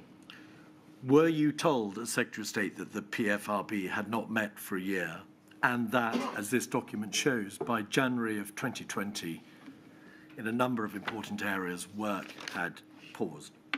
I was aware that some work had paused. I don't recall being aware that the board hadn't met. There was another board, the Pandemic Influenza Preparedness Board, again, to which you've referred earlier. Do you recall that it was in the nature of that board's work to prepare annually a risk register setting out in the field of influenza preparedness what the greatest risks were? Do you recall that? I don't recall that, but I'm not surprised. All right. But from one year to another, I doubt it would have changed much. Again, the central failing of that sort of risk register was not to learn the lessons from MERS and SARS, as has been discussed, and as I've made clear in my submission, not to have the right plan to deal with a pandemic. Would you agree that in 2016, the risk register for that central DHSC-led board showed a risk that supplies of face masks, respirators and gloves could be below the optimum requirement in the event of a pandemic, and that the health and social care systems would be unable to cope with an extreme surge in demand for services in the event of a pandemic? I wasn't aware of that, no. That in 2017, the following year, countermeasures were still a risk issue. The supply of face masks, respirators and gloves could be below the optimum requirement, and an extreme surge in the NHS and social care system was still an identified risk. That's 2017. Yes, if I may say so, my recollection was being reassured that we had a huge stockpile of PPE. Of course, it's possible to write that it may be below the optimum, because the optimum may be an absolutely enormous quantity, which is exactly what we needed. So it can be perfectly true to say it's below the optimum and at the same time reassure that it's huge. The health and social care system may be unable to cope with an extreme surge in demand. That was an identified risk in the PIP risk register in 2017. And by 2018, the 24th of September, the following risks were still being identified. Issues with face masks, respirators, gloves below the optimum requirement. Plans for the surge that would be required in the health and social care systems were not fully tested. There was a risk in relation to the health and social care systems being unable to cope in the event of a pandemic remains. In the event of a pandemic, and that risk remains. So for 2.5 years, those risks, having been identified by the PIP board, were not mitigated by virtue of being addressed. They remained, did they not? They certainly did, and we had to deal with them when they materialised. Indeed. But that is a board and a programme which was led by your department. So the next question, Mr. Hancock, is how can that have been allowed to happen? With the inevitable consequence, Mr. Hancock, that you yourself, of course, had to deal with the consequences of those risks not being mitigated when you Yes. So faced the pandemic in January 2020. Absolutely. The inability to get the PPE out fast enough was a very significant problem. One recommendation I have for the future is that every health and social care setting should be required to have its own stockpile of PPE, and that should be paid for by the government. Because in the early days, getting it out fast enough, when there was a sudden increase in demand, just as explained there, that was incredibly difficult. So yes, I totally accept that.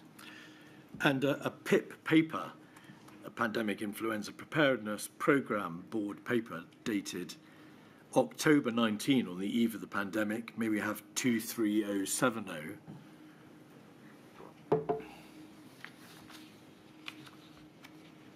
Page 1, paragraph 1.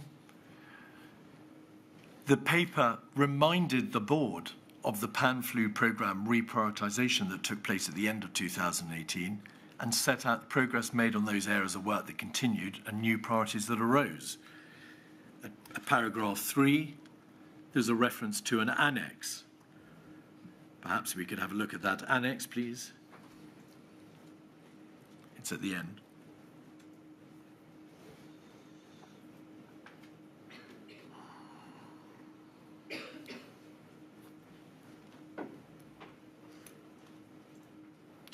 If you could go back up, please, to the start of the annex. Thank you.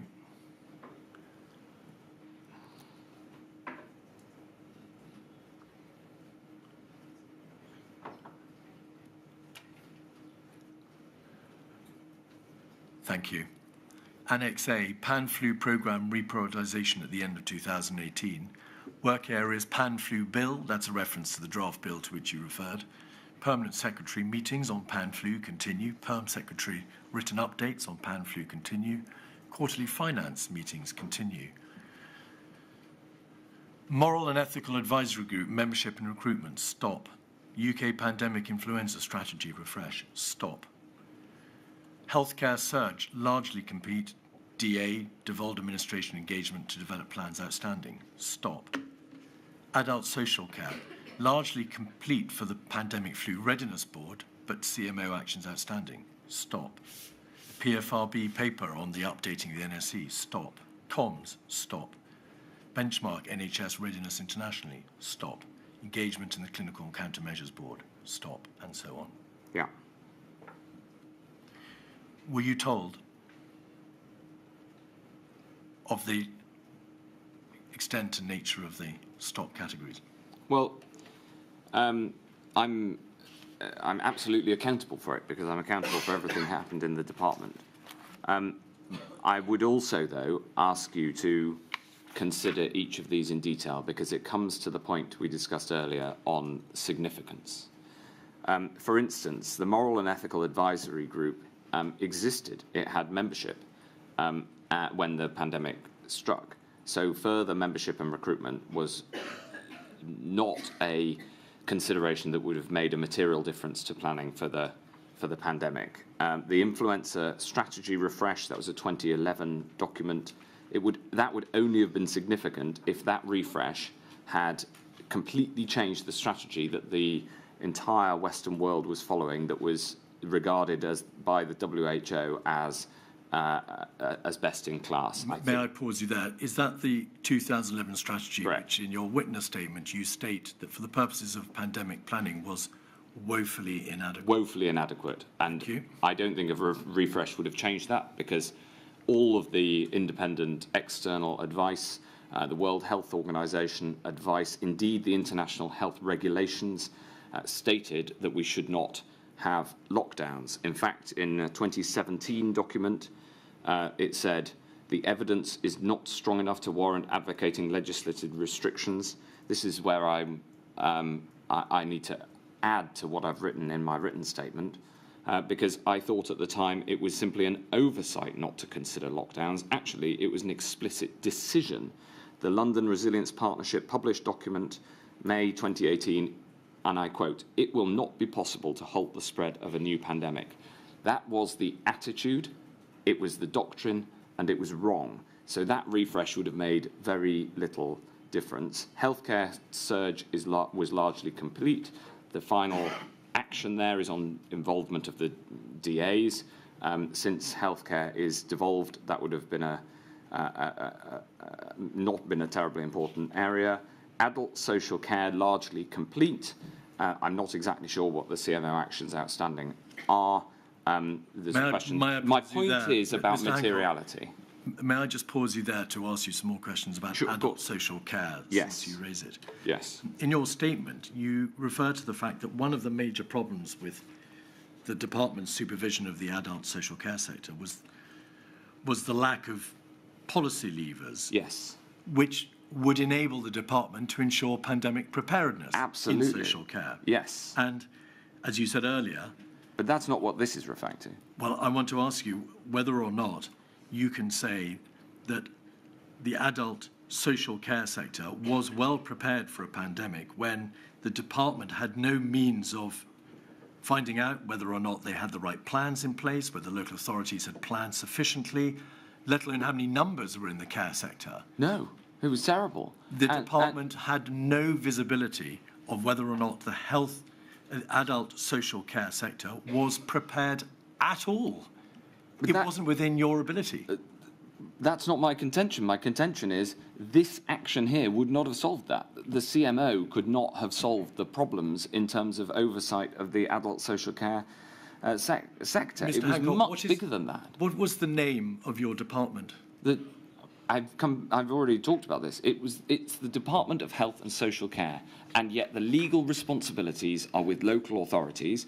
And we had a separate program of work underway that did not stop because of Brexit planning, that was accelerated by the new Prime Minister in summer 2019, of reform of adult social care. We had ongoing work to get better data that was continued in this process. Adult social care desperately needs reform. It needs more support, it needs more resilience, and I feel that very strongly, as does the current Chancellor of the Exchequer, who has been clear about that, not only when he was in my job, but in his current job. My point and my contention is that whatever the CMO actions outstanding were here, they would not have solved the huge challenges of adult social care in this country, which requires significant improvement and work. By January 20, did the department have in place, the Department of Social Care have in place, a single coherent plan to identify vulnerable service users across the country? That is to say, how many people are in the care sector? No. Did it have a central plan for the sharing of data between private and public care providers and emergency responders in order to be able to better prepare them all for a pandemic? Something along those lines was being developed, but it was definitely not in place. Was there a single national guidance for pandemic preparedness in the adult social care sector? The guidance for pandemic preparedness went through local authorities, and so there was not a single one No. Did all the LRFs, the local resilience forums, have plans in place on the local authority level for dealing with the impact of a catastrophic pandemic on the elderly? No, they were required to, and as far as I'm aware, only 2 had done the work. Was the Department of Health and Social Care able to verify the extent of the pandemic preparedness planning that was being done by local authorities? No, we didn't have the policy levers to do so, despite having the name social care in the title. Did the Department of Social Care put into place a national standard by which the plans from the local authority could be gauged? Nope.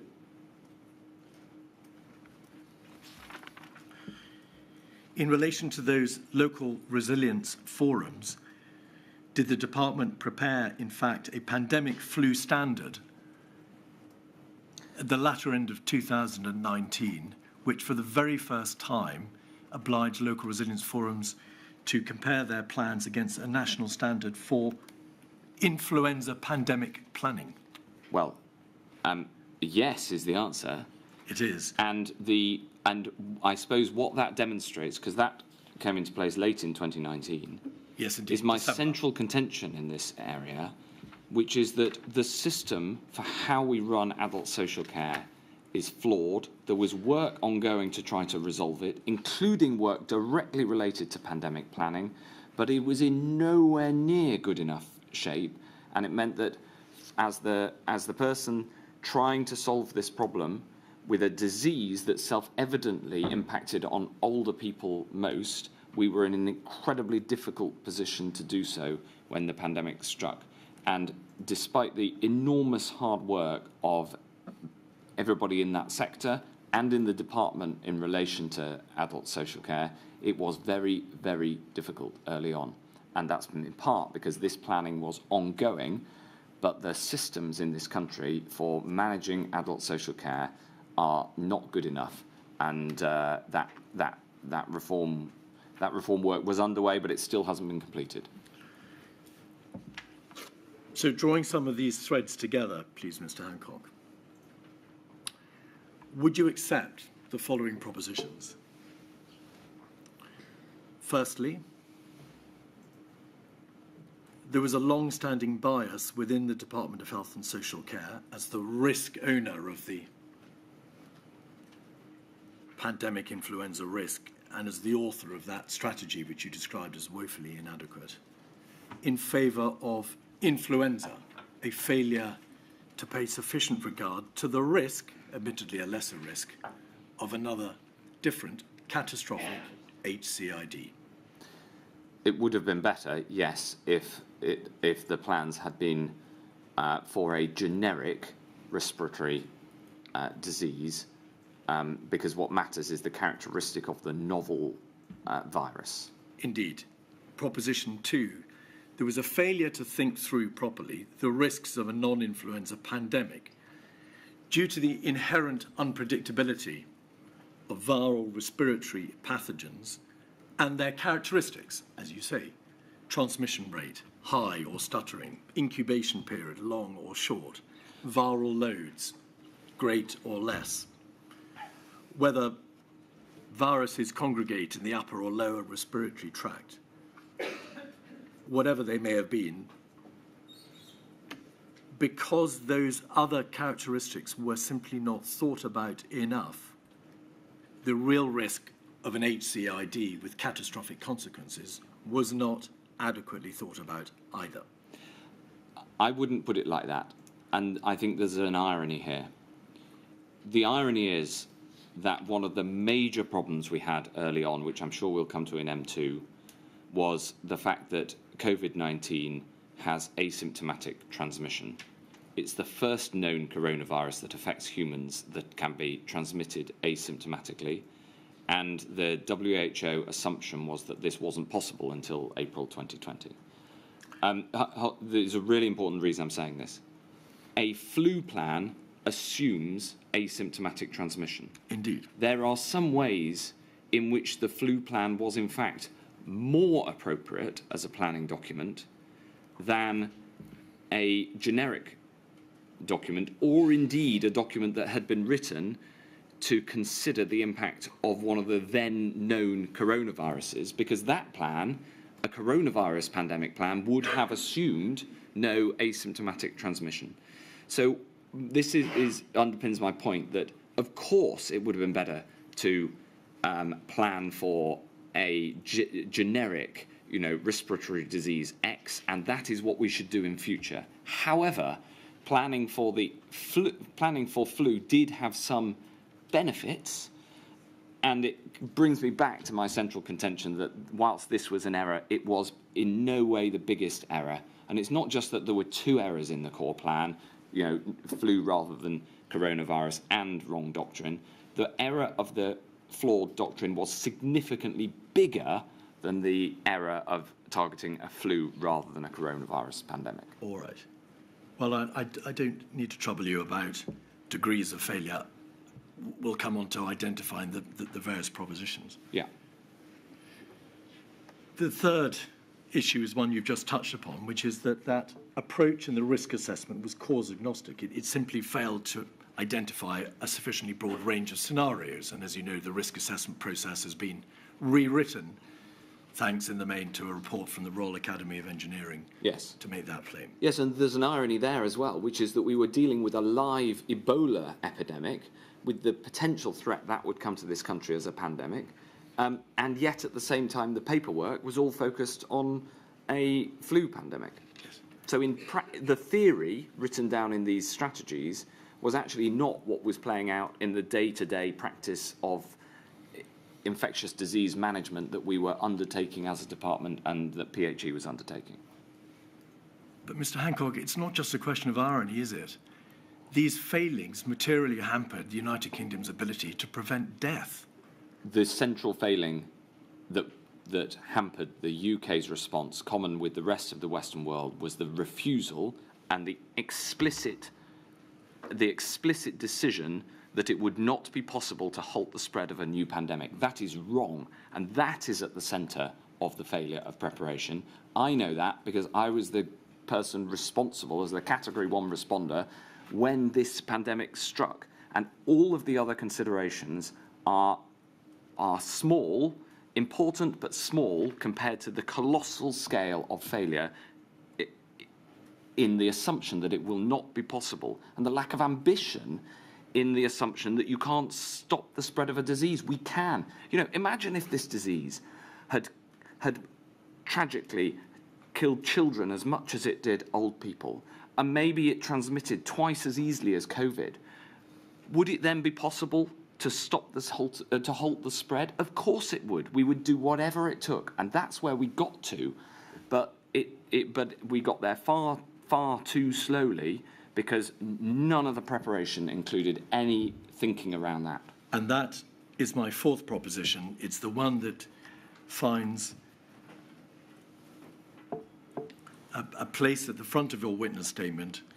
It is that there was a failure, a complete systemic failure, to think about how to prevent catastrophic consequences arising at all, as opposed to how to manage catastrophic consequences which were assumed to result. I couldn't agree more, and it's an absolute tragedy. Number 5, there was an associated failure to think about countermeasures, because, of course, flu has a shorter incubation period, it is symptomatic, there are antivirals, there are vaccines available. There was, therefore, a failure to think about, in the way that other countries, particularly in the Far East, had done, countermeasures such as mandatory quarantines, yes, shielding, yeah, social restrictions, yes, border controls. yes, There was, as you say, a complete lack of imagination. yes. I had to overrule the initial advice not to quarantine people being brought back from Wuhan. I mean, it's madness. And it was written into the international health regulations that you shouldn't close borders. This was not a UK problem, it was a World Health Organization problem. And the World Health Organization, of all people, should have learned the lessons from MERS and SARS. And so we had diligent, hard-working teams working on this pandemic preparedness, but there was a absolutely central doctrinal failure in the response of the UK and almost every other Western country. And number 6, coming to the government particularly through the Cabinet Office and the DHSE, there was a failure to implement, in a general sense, the recommendations from the various earlier exercises because the majority of them were simply not implemented for good or ill by the time the pandemic struck, and actions and work streams which were identified as being necessary in the field of pandemic preparedness were not carried through to fruition. Well, while that is true, my evidence to you is on materiality of what really mattered when the pandemic struck. And as we saw when we went through that list on the screen, those work streams that were stopped, I couldn't identify any of them that would have made a material impact had another year's work been done on them. We got halfway through them, and what I put that down to is the team prioritising within the resources that were available to do the things that really mattered. And the thing that was most useful to me when the pandemic struck was making sure we had a piece of legislation ready to get onto the statute book. Now, there's a lesson there as well, which is we need a new piece of legislation, both for civil contingencies, and we need an update to the 1984 Public Health Act. And I'm very happy to give further evidence on what's needed there. But my point is that I think the team were working very hard to try to do the things that were the most material in terms of preparation. What everybody missed in the Western world was that lockdowns were going to be necessary, and that's why I'm stressing this point so much, because it is the single most important thing we can learn as a country. Mr. Hancock, you've just said I couldn't identify any of those work streams that would have made a material impact. Was not one of the work streams the need to identify data, numbers, the planning for the number of people in the adult social care sector who would be affected by a pandemic, and the planning for the required surge capacity which would be required in the event of a pandemic? Are you saying those? My recollection is that data work continued as part of the adult social care reform plans. Did that work get completed by the time of the pandemic? It didn't get completed, but the work continued. Was a fully developed plan for surge capacity in the adult social care sector put into place by the 1st of January 2020? A fully developed plan, no. Your question originally, to which I responded, was what the work being done, but it hadn't been completed, no.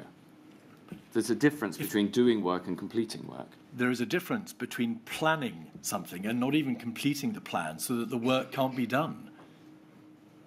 Was the planning complete to allow the surge capacity to be developed? I'm very happy to look further into the paperwork and write to you on that point. My point was a more strategic one about what really matters in terms of protecting lives in the future, and that's why I'm at so much pains to stress it. There were significant areas of preparation overlooked or not progressed. Would you agree? Absolutely. Were the nation's preparations for a pandemic of this nature good enough? No. Was there a serious and significant inadequacy of preparation for a pandemic health emergency? Yes.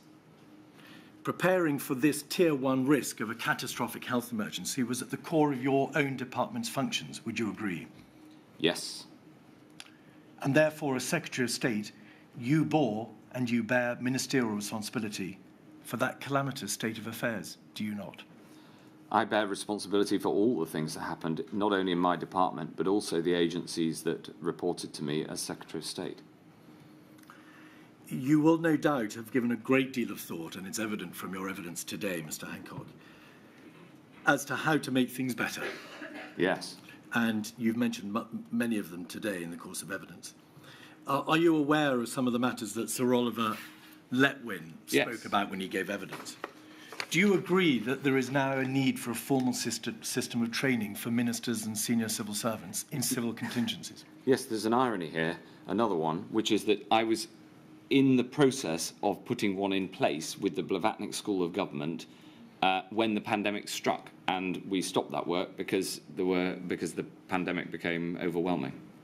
Is there a case for a cabinet minister to be appointed to be in sole charge of EPRR? Yes, across government, and then the responsibilities of lead government departments would need to report into that minister, who would then act on behalf of the Prime Minister. That's effectively the job that Oliver Letwin did when he was in office. And therefore there needs to be a head of resilience at the apex of an official structure, a civil servant, who will then report to that cabinet minister. Yes, there's one subtlety that's incredibly important here, which is that it would be a mistake if such a structure took away the sense and the feeling of accountability for an individual department. What you wouldn't want is the department thinking, oh, well, the Cabinet Office has got that covered.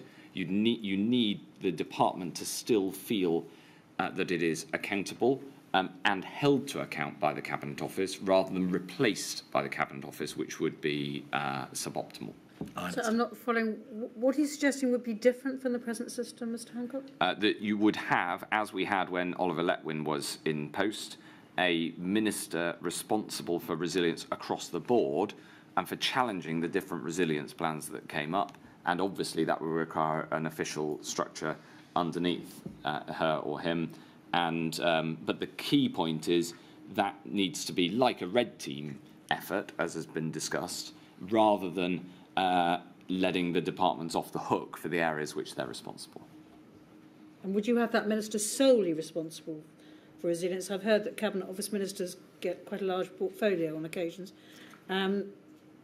Yes, I think whether or not they attended Cabinet, what mattered actually is in practice whether they had the ear of the Prime Minister. You could easily make it the person who was in my old Cabinet Office job as number 2, so long as they had a direct line to the Prime Minister when it mattered.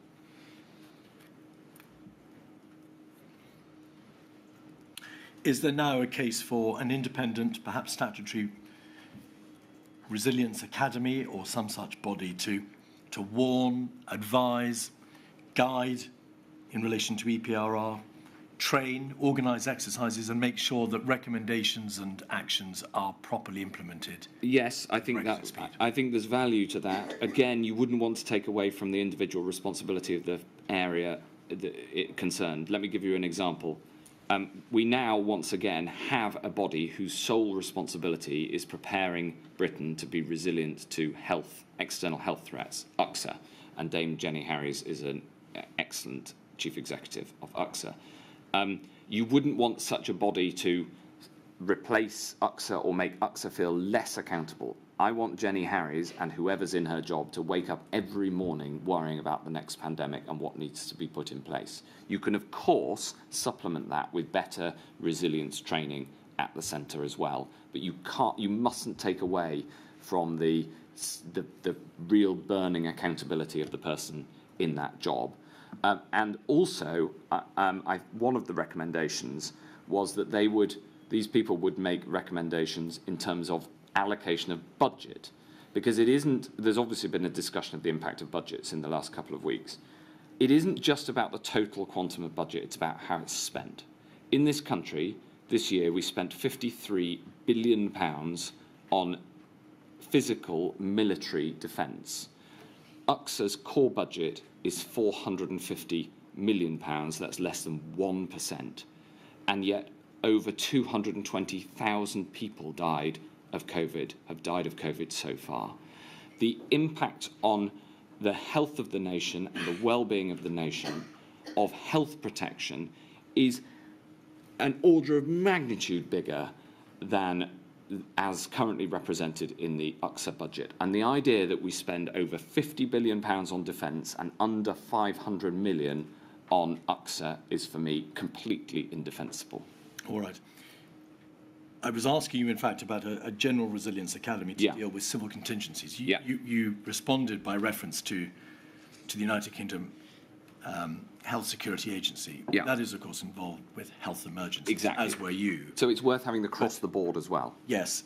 I intended to ask you, and I perhaps didn't make it sufficiently plain, whether there is a case for Resilience Academy to deal with civil contingencies, for example, a collapse in critical national infrastructure or a cyber attack or some other mass Yes. event or catastrophe which could befall our nation. It's now beyond time, is it not? It is beyond time. The reason I got into budgets is that it's only a central body that can also make recommendations in terms of allocation between different departments. As a departmental head, you can't do that. Yes.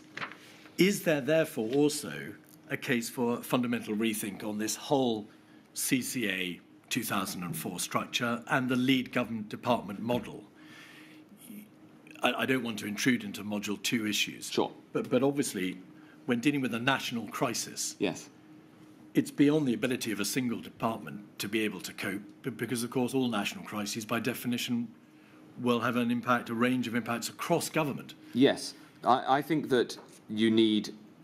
I actually support the lead government department structure because you need somebody who feels accountable for looking out for that threat all of the time.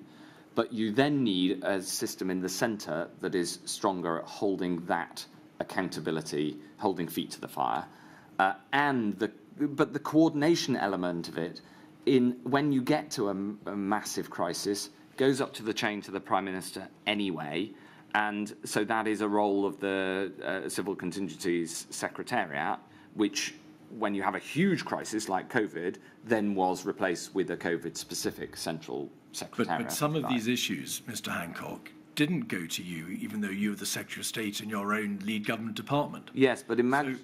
So with respect, is there not now a need for a much stronger coordinating body, not perhaps just part of the Cabinet Office, but a stronger body which can ensure that in the run-up to a crisis, in terms of the preparation, the preparedness, the planning,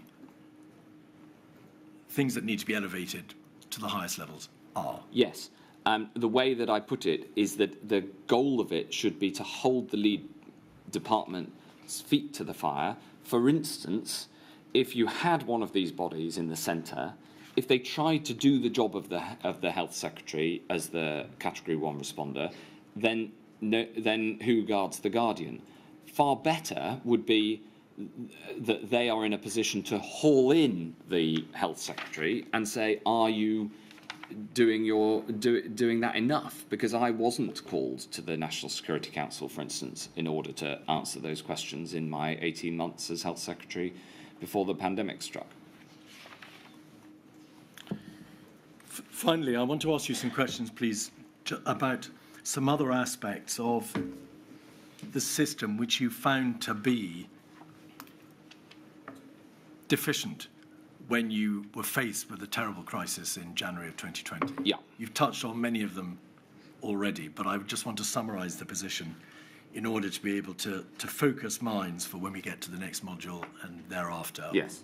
The areas that require particular and detailed consideration. Yeah. There was obviously this issue, therefore, of there being a stockpile of PPE, but as it happened, given the sheer numbers of casualties and those who were sick and ill, and of course those who died, the stockpile was depleted, Yes. and it was necessary for the government to try to secure further supplies through just-in-case contracts and deal with the mayhem of the international markets. Yes. Is there therefore an issue which requires further consideration in relation to how we make sure that next time such stocks as there are, such stockpiles as there are for the particular pandemic which may eventuate, are sufficient, or at least that there is an ability to improve the numbers, to increase the numbers, Yes. in a way that doesn't leave the Secretary of State as you were having to make up the deficit? So we started buying PPE in January 2020,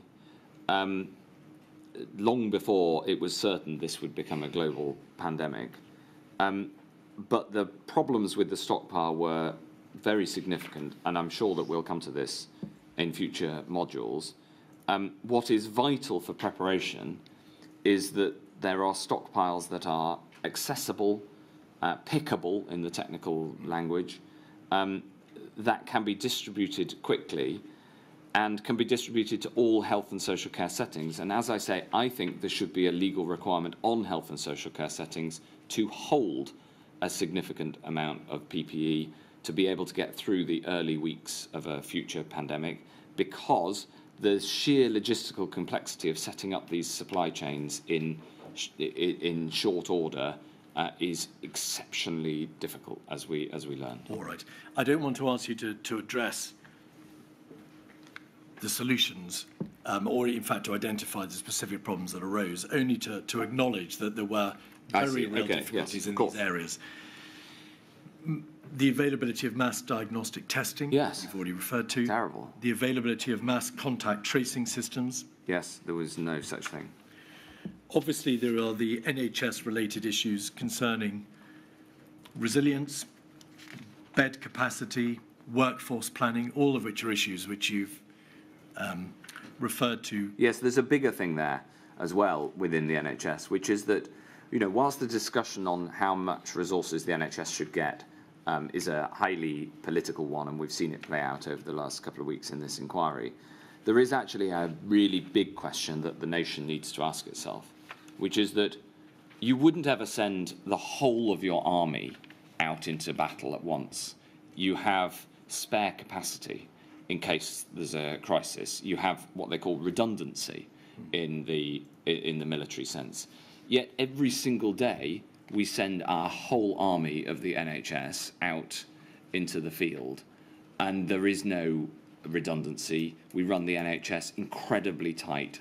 It's an incredibly efficient organisation in the grand scheme of things, despite obvious areas that can be improved. It is overall run very tight, and that means that there simply isn't the resilience when a crisis comes.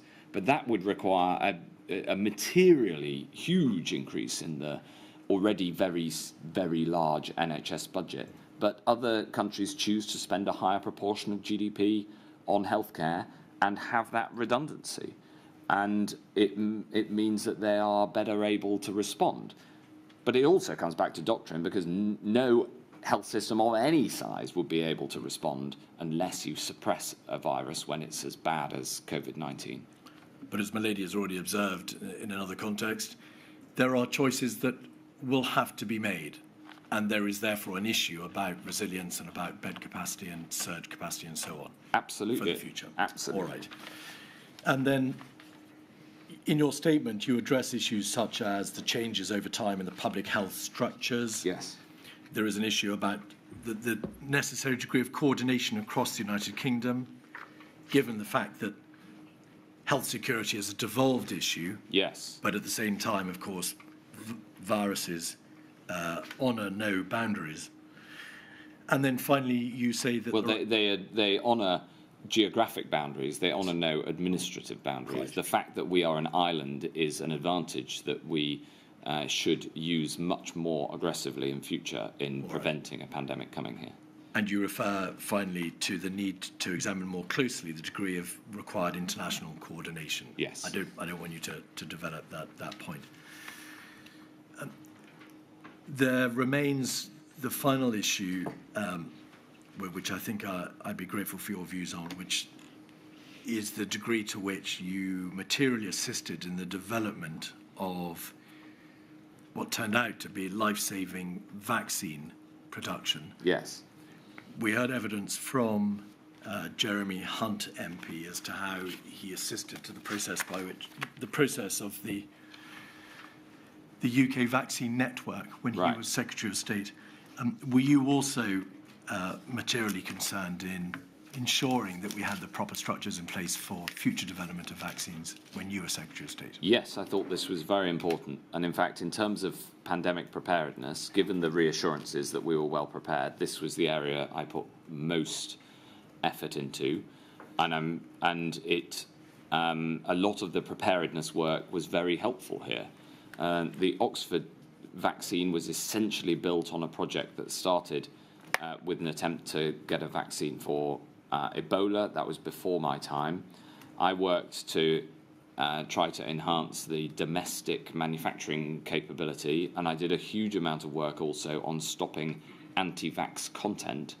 I was worried about that for normal everyday vaccines like MMR and the flu jab, but it was also very important ahead of a pandemic. because the point is that once you have the right doctrine of suppressing a virus until the vaccine can make us safe, you've got to make sure that you get the vaccines and that people have the confidence to take them. So there was a huge amount of preparation work in that area that I was directly involved in, and that ended up being one of the areas where we performed incredibly well, and we of course had the first vaccine in the world. And Mr. Hancock, my final question: do you know why no pathogenic outbreak-related exercise or any governmental policy or guidance or paper paid any regard to the impact or consequences of a pandemic on the vulnerable, on members of our community in our minority ethnic sectors, or on the marginalised or otherwise suffering from inequalities? There appears to have been absolutely no thought given at all at any time, other than in relation to the obvious point that there would be a clinical risk, to what the likely impact would be of a pandemic sectorally. And therefore, no thought was given to how the plans might be adjusted to cater for that significant risk. It saddens me enormously that the central work that the CMO was planning to do when I appointed him in October 2019 was to focus on the reduction of the completely unacceptable health inequalities that exist in this country. The life expectancy of a man born in Blackpool is 15 years less than a man born in Buckinghamshire. And I appointed Chris Whitty to the CMO job based on his proposal that he wanted to do everything that we could to address this. So health inequalities were right at the forefront of his and my agenda. Of course, the different impact clinically of a virus on different groups is absolutely front of mind and implicit in all of the planning. Well, that's obvious. It has to be. But in terms of the social and socio-economic impacts, all I would say is that an assumption that you're not going to stop a pandemic running through the population is, but implicitly, an assumption and a decision that those most vulnerable to it will be hardest hit. So the single best thing we can do to protect those who are most vulnerable is stop viruses from killing hundreds of thousands of people. And it brings me, and we end on my central contention, which is you've got to work out, there are costs of lockdown, you've got to work out whether the impact of the virus is going to be worse than the costs of lockdown, and if it is going to be worse, as was the case with COVID-19, you've got to hit it hard and very, very early. But, Mr. Hancock, as you now have acknowledged, our system of preparedness for being able to deal with the pandemic was materially hindered and weakened, and the sad reality is that as part of that failure, there was no consideration of the needs of the most vulnerable at all. There was consideration on a clinical basis of the needs of the most vulnerable, but not on a socio-economic basis. And if I may add finally,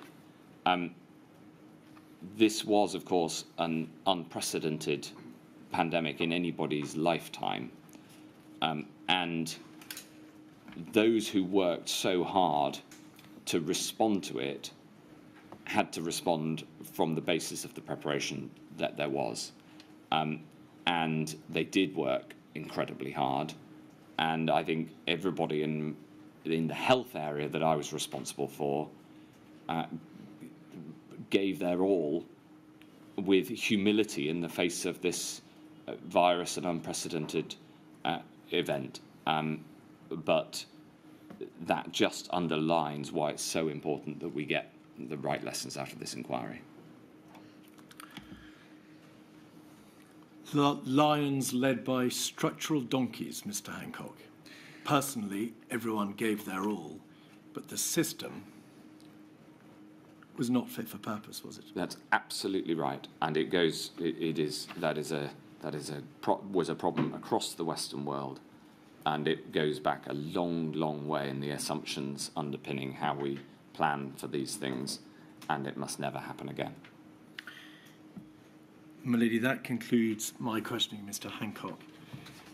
There is one area submitted by COVID-19 Bereaved Families for Justice UK and Northern Ireland COVID-19 Bereaved Families for Justice, for which you've given permission. Mr. Weatherby. Sorry, not quite finished, Mr. Hancock. No problem. Yes, thank you very much. Mr. Hancock, I ask you a few questions on behalf of the COVID Bereaved Families for Justice, which represents the interests of many, many bereaved families from across the United Kingdom. And it's centred around the pandemic flu bill, which was one of the two key work streams that were kept going when most of the rest of the refresh, as we've heard it called, was paused because of Brexit. Is that right? So that gives the importance with which you looked at the pandemic flu bill and the Yes, of it. and I would say it was one of the most important things to come out of Operation Cygnus. Okay. I want to just explore the background of that and what was in it very, very briefly indeed. Yes. But you have already indicated to Mr. Keith that the 2011 doctrine strategy was woefully inadequate. Yes. And you put that in your statement. Yes. And I just want to just read that one paragraph from your statement to flesh that out. Yes. Clearly, this is your words, clearly the approach in the 2011 strategy was woefully inadequate.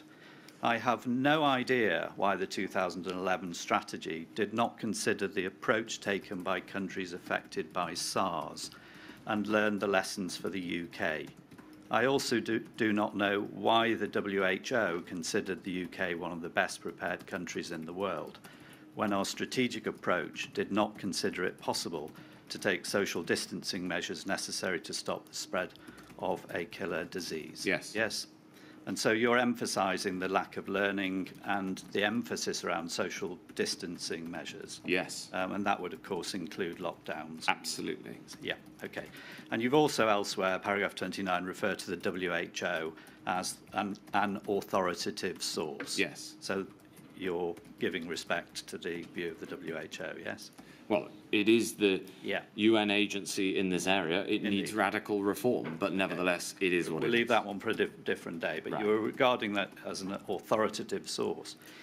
In 2018, at precisely the time that this work on the pandemic flu bill was being completed or being looked at, considered, the WHO, as part of its global influenza programme, published an update to a document which had been around since 2005, entitled A Checklist for Pandemic Influenza Risk and Impact Management. Right. I just want to take you to one passage of that. Okay. And it's 187748, please. And page 1. Have you got it in front of you there? I've got the title screen, Yeah, but not the paragraph. No. Just want to orientate us all. This is the WHO document, 2018. I'm going to take you to page 11 in a minute. In the interests of time, I'm just going to flag up one other reference, which is at page 6.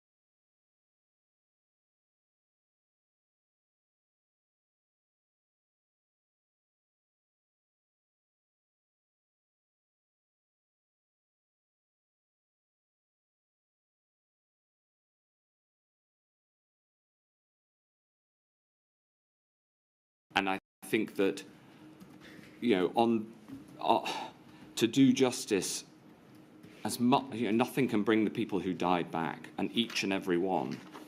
But we must learn that lesson, that we need to take the measures necessary early to stop a future pandemic from killing people. Yes. But to say they're not in this bill and without considering what other bills they might already be doesn't really prove that point. Okay, well, I'm sure we can look at other legislation as we go along, but this is the work stream.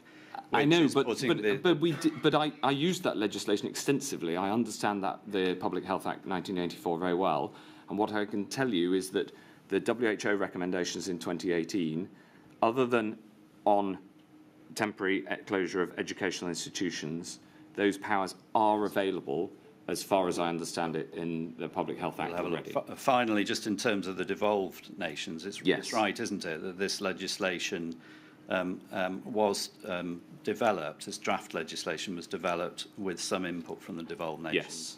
It's also right that none of them used it in the event. Because they had their own other legislation already on the statute book. Yes. I mean, I actually think that we could do...